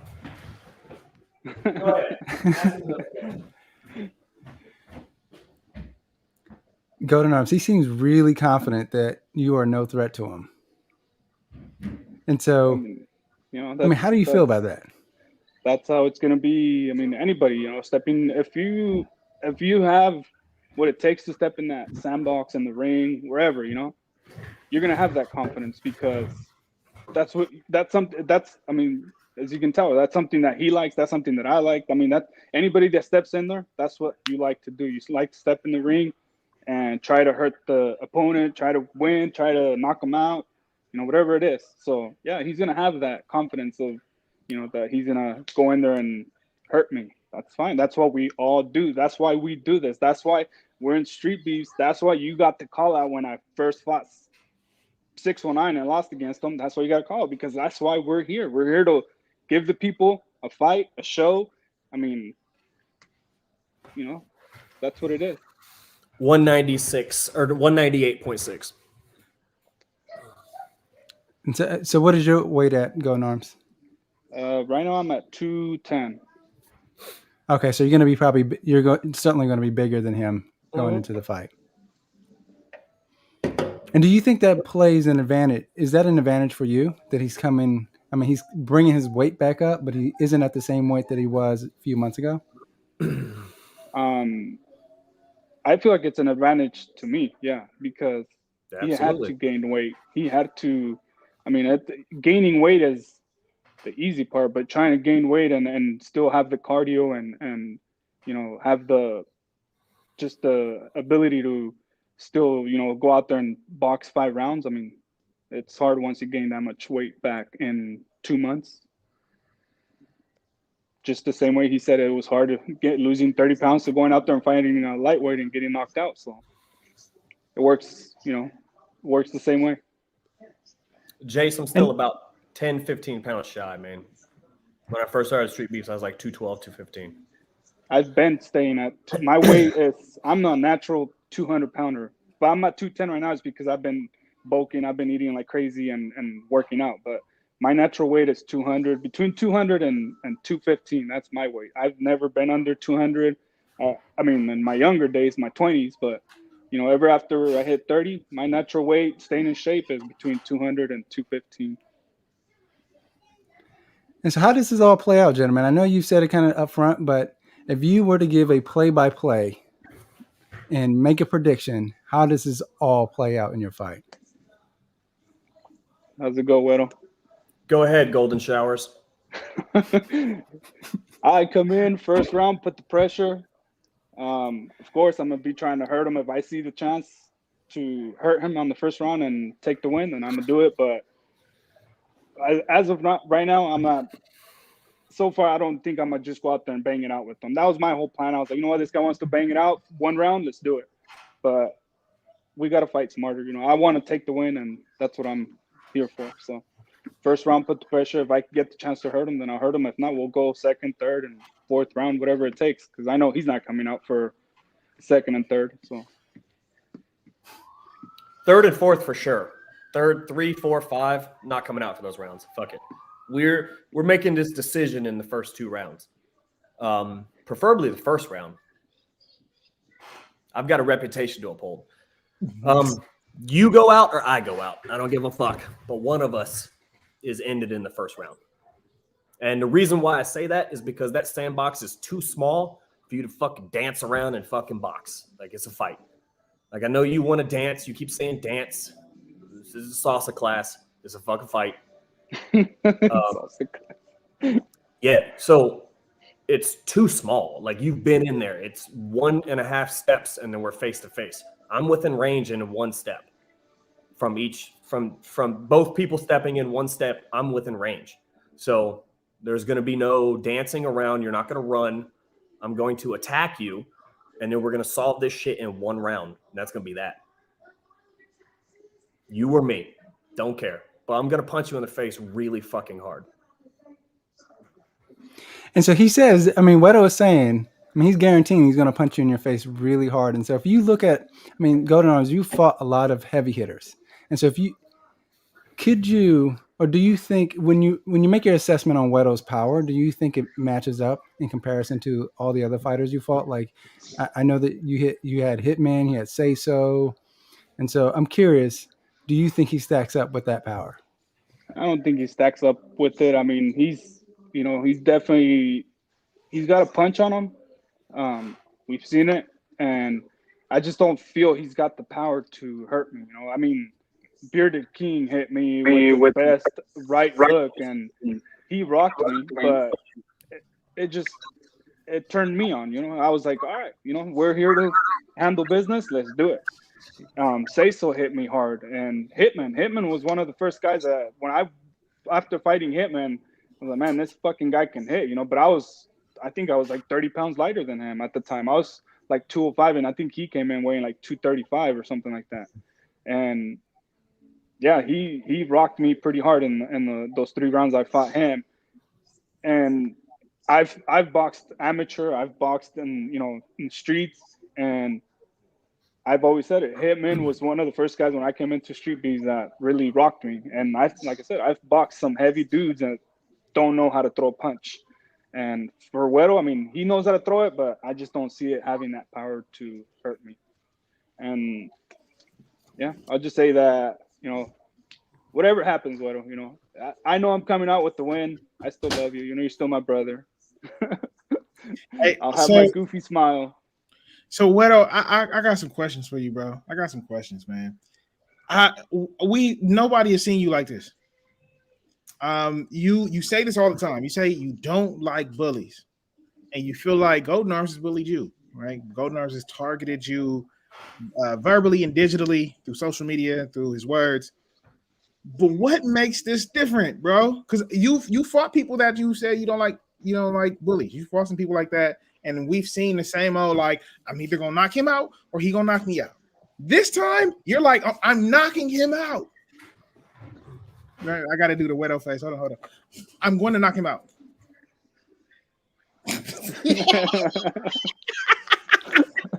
So what makes this time different, bro? Talk to the people. The length of time that he just kept poking. You know what I mean? Like, Punchline, for instance, was one exchange on Facebook, and he talked a bunch of shit, called me 619's Boone Coon, a bunch of other stuff. So I wanted to hurt him for sure. When he showed up, I was very happy because I didn't think he was going to show up. Dangerous is my boy. He talked a little bit of shit, but he was just hyping the fight. I felt bad after I hurt him. I'm not gonna feel bad now. So I don't know. I don't know what's different. It just something about the way he's been pushing people, about how he entered the organization and got his fights and then targeted me for so long, really fucking irritates me. That's what we're here for. I was going to ask you that, Golden Arms. That's not what we're here for. It seems like it was West Coast. It seems like it was targeted. It seems like you are, some people conspiring minds, right? Conspiracy theorists. You have been amping up and getting Wero frustrated so you can fight him at his best. But this whole thing has been orchestrated. Would you agree? Would you disagree? Have you just been, throwing stuff out here and then this just so happened to land in your lap? What was the whole process of this from the first time you mentioned it that you wanted to? Like I said, I mean, I came into into Street Beefs, almost a year ago now, and I fought Hitman, and then from there I just, checked out my division, who's in the division, and Wero happens to be one of them, 619. I got the fight against 619 just because I did the same thing. I called him out. He actually took the fight, and from there I wanted to keep fighting. That's why I came in here. I came into Street Beefs because I wanted to continue fighting. To me, when I came into Street Beefs, I wanted to be fighting every month. It hasn't happened. I think I went to 6, 7, and 8, and then I took like a 3-month break. But that was my whole thing when I came into Street Beefs. Every event, I wanted to be there. Stuff happens. You can't show up to some of them, whatever. But that's why I came in here. I came in here because I wanted to fight. So when I seen Wero, guy had some wins. He talked the talk. He was a good fighter. He was a great puncher. That's why I called him out. Let's have a fight. Let's go out there and showcase ourselves. And he took it the wrong way or whatever it was, but here we are. So worked out. You said it the wrong way. Fucking take it the wrong way, bro. It certainly worked out. And so I want to ask 2 questions. I mean, we asked, the Facebook community, the Streetbeefs Westcoast Facebook community, if they had any questions for you. And so Devondre Jackson add 2 questions. So the first question is, if either of you win, would you give the other person a rematch? I would. Like I said, I'm here to fight. So if he trains and he feels like he wants to get in there again with me because he's gotten a lot better, then let's do it again, because the only one that should be holding that strap is the best one in this division. That means, if he trained and he feels he can take it again, then let's do it. Wero? If I win, he is not going to want to fight me again.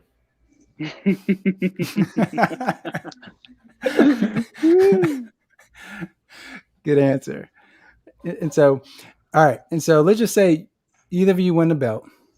Who are the top 3 contenders? I know in the promo, Wero called out everyone. He put everyone on notice. He said, when I win this belt, all y'all have to be prepared because there's going to be a lot of pain involved in fighting me. And so if you were to win a belt, you won this belt, who are the top 3 contenders you're looking at? For me, I want 619 to come back down, get my rematch, taking the clear win this time. And then after that, I know there's MDH. I've been wanting to box MDH. He's a good boxer. He is probably one of the better boxers in our division. He can dance. He can box. He's just lacking power, will, and I don't know what else, but I feel like he's a good boxer, and I would want to actually box him. And then after MDH is probably Silas. Silas is another good boxer. I would want to box him too. All right. Wero? Talk and Hitman just put on an absolute clinic of what it means to be tough. So those guys are absolute contenders. They're beasts. They both outweigh me by a good 25, 30 pounds at this point. But, and then we have, I'd like to say MDH, but not really. MDH ain't shit. And then maybe Silas probably. You know what I mean? All right. And so this is, Tuna, do you have a question? Yes, I was going to ask, Wero, you are champion, right? Let's say you beat Golden Arms, you get the belt, you're champion. Are your upcoming contenders fighting this Wero, or are we fighting a whole different person? Yeah, so I am working back up to my original weight. I'm 15 pounds lighter than what I normally fight at still. So yeah, it'll be a different Wero. I'm talking about mentally, because we see clear and through. Everybody feels it. Are we like the same? No. Nah. Nope. This Wero is strictly for golden showers. So this is personal. It's not even this is very personal. Absolutely. Mm-hmm. That's my question. All right. And so this is what we're going to do, y'all. Tunde and I are going to back ourselves out of this. And we just going to give you a full minute to just go. Maybe 2 minutes, depending on how juicy and how heated this gets. And so take a swig now. We're going to back out and let y'all just freestyle and just go. Y'all ready? All right. Let's do it.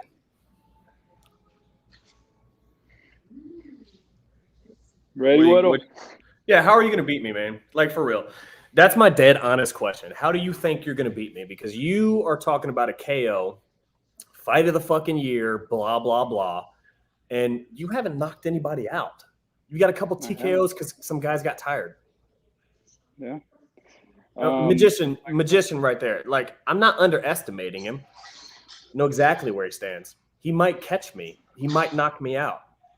But it doesn't matter. I'm going to hurt him. That's it. That's all there is to it. I just feel like my cardio has improved way much more better than what it used to be. I'm ready. I want to take the belt back, so I'm coming in with, will, power, and dedication. So I want to win. Okay, I'm going to beat the shit out of you. That's it. Like, whether I win this fight, that remains to be seen, but I'm going to fuck that face up real good. Just be careful with the eyebrows, please. Pretty. Your eyebrows and your cheekbones are going to, your mustache and your eyebrows are going to just blend into one when I'm done. That's kind of hard, Wero. You're a one-rounder. Yeah. We'll see how many rounds I need. If you take me into a second round, you are very, very correct. Like, how dangerous I am diminishes by the round exponentially. But fuck. Did I just use a word too big for you? That means by a lot. That means it compounds every single time. I'll try not to do that in the future. But the farther in deeper I go, the less dangerous I am. I've had 19 upper respiratory infections. I've had pneumonia 7 times. My lungs only get so good. I don't care. That's why I try to smash people in the first round. It's not a secret. I don't have the cardio. It is what it is. I don't care. So the longer we drag this out, the longer I drag it out and not fuck you up in the first round, the more likely it is I'm going to lose. So GA is so shook and disgusting. Wow. 619, just start training, bro, because your man's going to lose and you're going to have to come back and get his revenge for him. So he can be my Avenger. I don't give a shit. We're going to have to wait a couple months for that. We're going to have to wait a couple months for that face to stop swelling.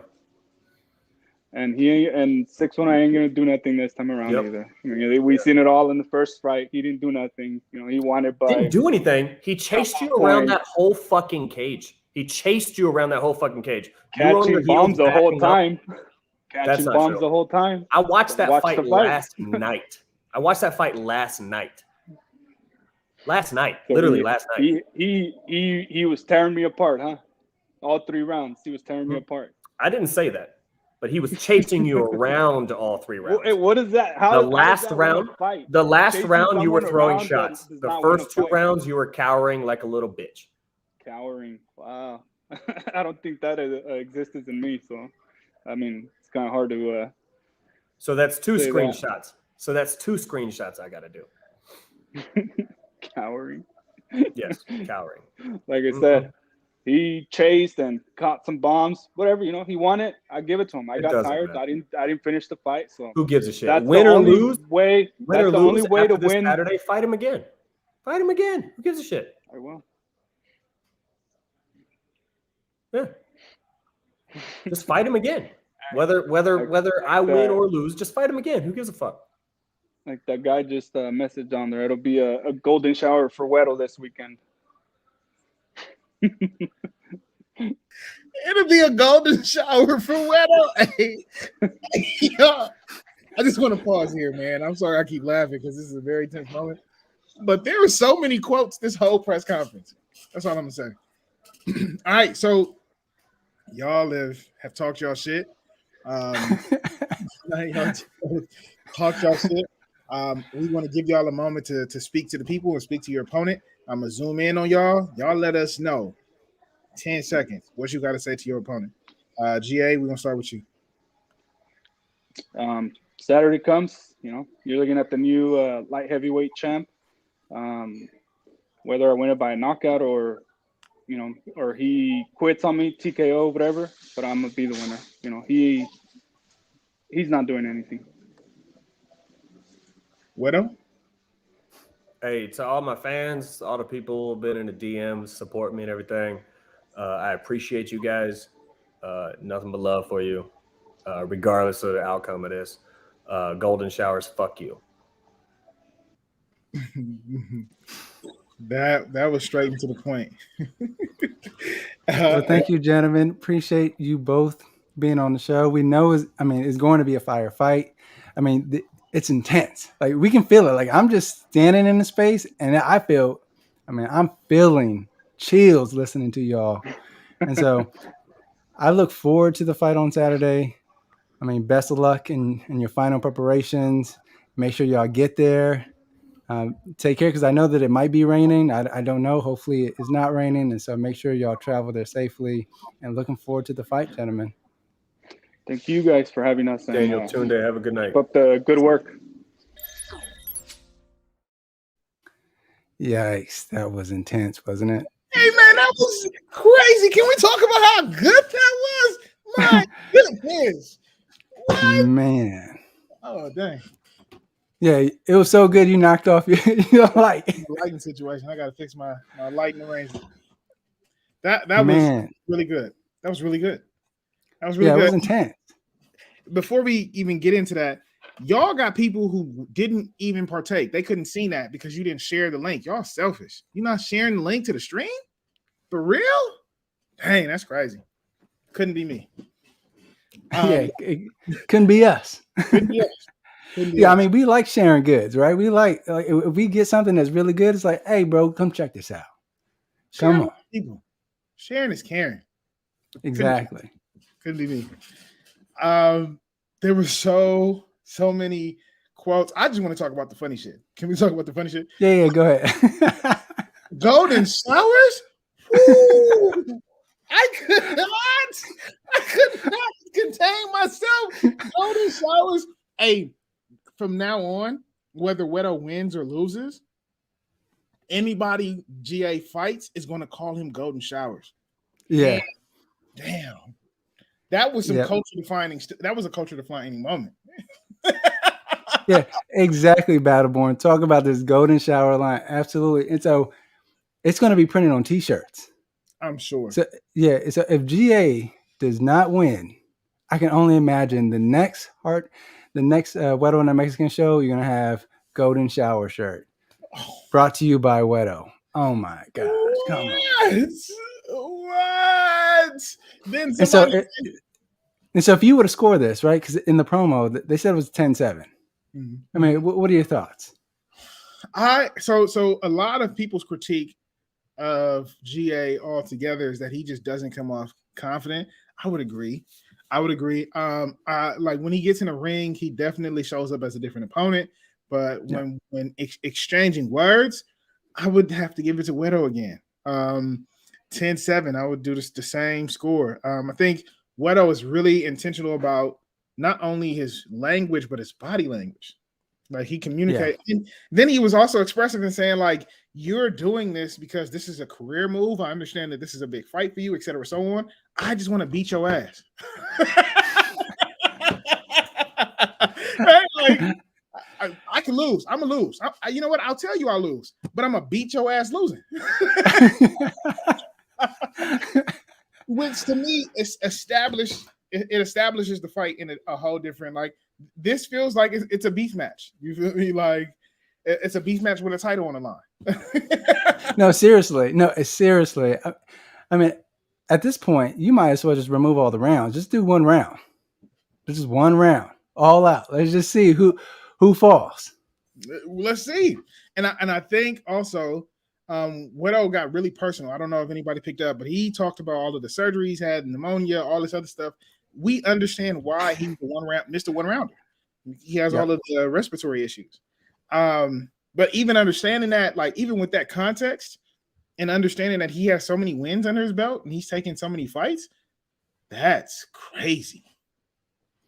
Yeah, and I would also think that this Golden Showers line, I mean, I would imagine that gives GA so much motivation right now. Like, if he wasn't inspired to beat up Wero at this moment, like, all these lines and quotables that Wero had in this press conference has to give him more fuel.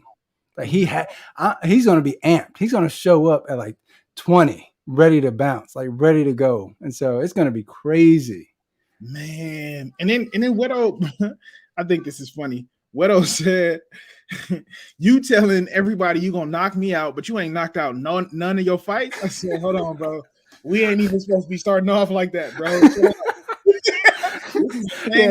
is channel.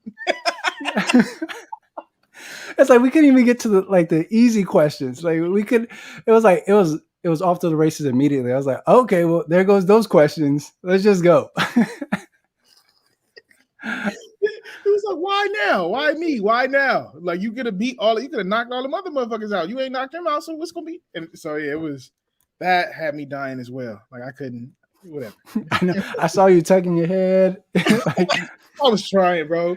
Because this, I was trying to match the seriousness, but it was just hilarious to me because I'm not used to seeing Wero just stare, the Wero stare. How? Huh? He does that little twitch with his head, huh? No, that doesn't make sense, right? And then GA was kind of just like, yeah, I'm going to beat you up. Wow. And so yeah, all of that was hilarious to me. Yeah, man, it was certainly intense, and I already know. I mean, Golden Arms. We've interviewed Golden Arms in the past, and he's always said like he's not a big talker. So we knew going into this that Wero was probably going to have the advantage, right? Especially with the face-offs. And so, I mean, hopefully, we'll see if this actually gives them advantage into the fights, because I mean, everyone will tell you the physical fight, there's a mental fight that happens before the physical fight. And so there's a lot. And so if you think about what transpired, especially back to back, we had the debate and then we had this two 10-7s in a row. Man. Like, does that impact the psyche of Golden Arms going into the fight, feeling like, yo? And I think it does, because he has he's the underdog, literally.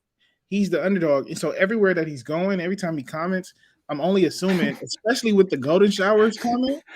Yeah, exactly. Hey, if your wife kills you, hey, we had nothing to do with that. Right? Actually, what you can do to stay alive is tap into the PPV. Hey, that's quite a segue. I love that. Tap into the PPV, $10. You save on money because it's not as expensive as a plane ticket. You don't have to worry about room and board, and you get to see the fight live. The PPV, $10. It makes sense. It makes sense. That's all I'll say. Yeah, man. This press conference was crazy. I mean, I appreciate both gentlemen for participating in not only in this, but also in the debate, to see the live reaction on the promo. I mean, we did a lot of firsts, right, this time around. Yeah. Right, we kind of centered it on this match. We centered the card around this match. We did the live reaction. We did debate about the fight. And then we gave them kind of a freestyle round. Like, hey, we're going to give you a few minutes. Y'all just go at it.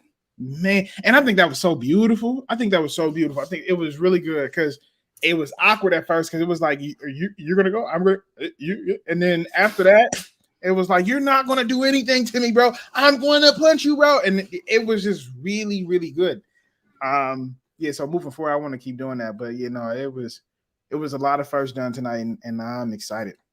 Yeah, and then also having KT and Island Strong on to do a lot of the interviews before this face-off, I thought that was huge, and that was great.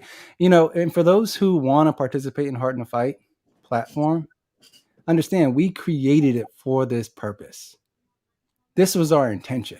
And so when you see these things kind of manifesting and unfolding in front of you, just know that that is the plan coming, right, unfolding in front of you. This is what we designed it to be from the beginning. Yeah. And so I love the fact that we're getting more fighters on this platform. Sure. And so if you are interested to be on this platform, whether that's to interview other fighters or to just, chill. To chill or to hype up a fight. I mean, it has to be kind of a real fight. Like, we ain't hyping up fights that don't lead to anything. So but the offer stands. So if you want to participate, even if you're just a supporter and you're just like, hey, man, I just want to meet some of these fighters. I just want to talk to them. Let's do it. Yeah, let us know. And we will certainly create content. We'll build a platform around that because we're only going to get bigger. We're only going to get bigger. Yeah, man. And so just to update you all on the journey, we are at 1,032 subscribers. You feel me? Like, I want to say, last week, it was literally a week ago, we was at a G, we 30 plus above. So all I ask is that you keep sharing the link, keep looking at our old videos. We got some old videos. We might got some new Heart in the Fight fans. Go look at our old stuff. Go look at our history. You'll see we've been true to helping people understand who these fighters are. We've been true to this. A Real Lion said he's trying to meet us both. Hey, Real Lion, we trying to have you on. You feel me? Yeah. Like, come through. But go tap into our old stuff, man. Tap into our old stuff. Like and subscribe. Follow us on the Facebook. We can only build a bigger platform if we get more people paying attention to us. So we're really working in community with y'all. We see the people that are comment heavy. Shout out to Real Lion. Shout out El Powell, Big Jace, Free Smoke, King Madness, Sunshine. Thank you, Sunshine, for coming through. Fiji, Bricks, Crystal Jump, Battleborn. All of these people, Jimmy Fit, all of these people that came through. Andre Jackson. I mean, y'all are a huge support, right? And so it's like, I love seeing y'all. I just feel like it's a reunion every time we come on the show. Like, seeing y'all in the comment section, like, it just feels like it's so familiar. It's great to see y'all there. And so we just appreciate the company. We appreciate y'all tagging along, being part of the journey, because it's a journey, right? This is a journey to not only learn about the fighters, but a journey to be in community with each other. So I always appreciate every single moment that we have with each other. And so make sure, I know that this Saturday is going to be a huge event, but after this Saturday, there's going to be the Christmas break. You're all going to have some time, your holidays, you're going to spend some time with your family, but make sure the day after, spend some time with the Streetbeefs family, with the Heart in the Fight family, because the day after, we are doing the award show. And so I know in the promo, Wero said that he is trying to go after the knockout of the year, and he's going to try to do it on Golden Arms. Ooh. And so we will see if that is true. Ooh. We will see if that's true. I am really excited about this Saturday. But please subscribe.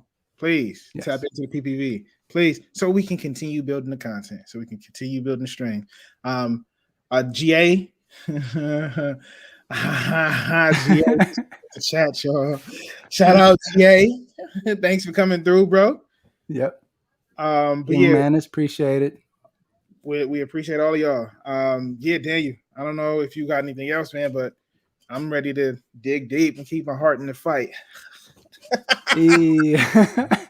I love when you do that. I saw you hitting the mitts earlier, so certainly. I saw you. So maybe one more combo. All right, y'all. I love y'all. We appreciate y'all. Make sure you keep your heart in the fight. Peace.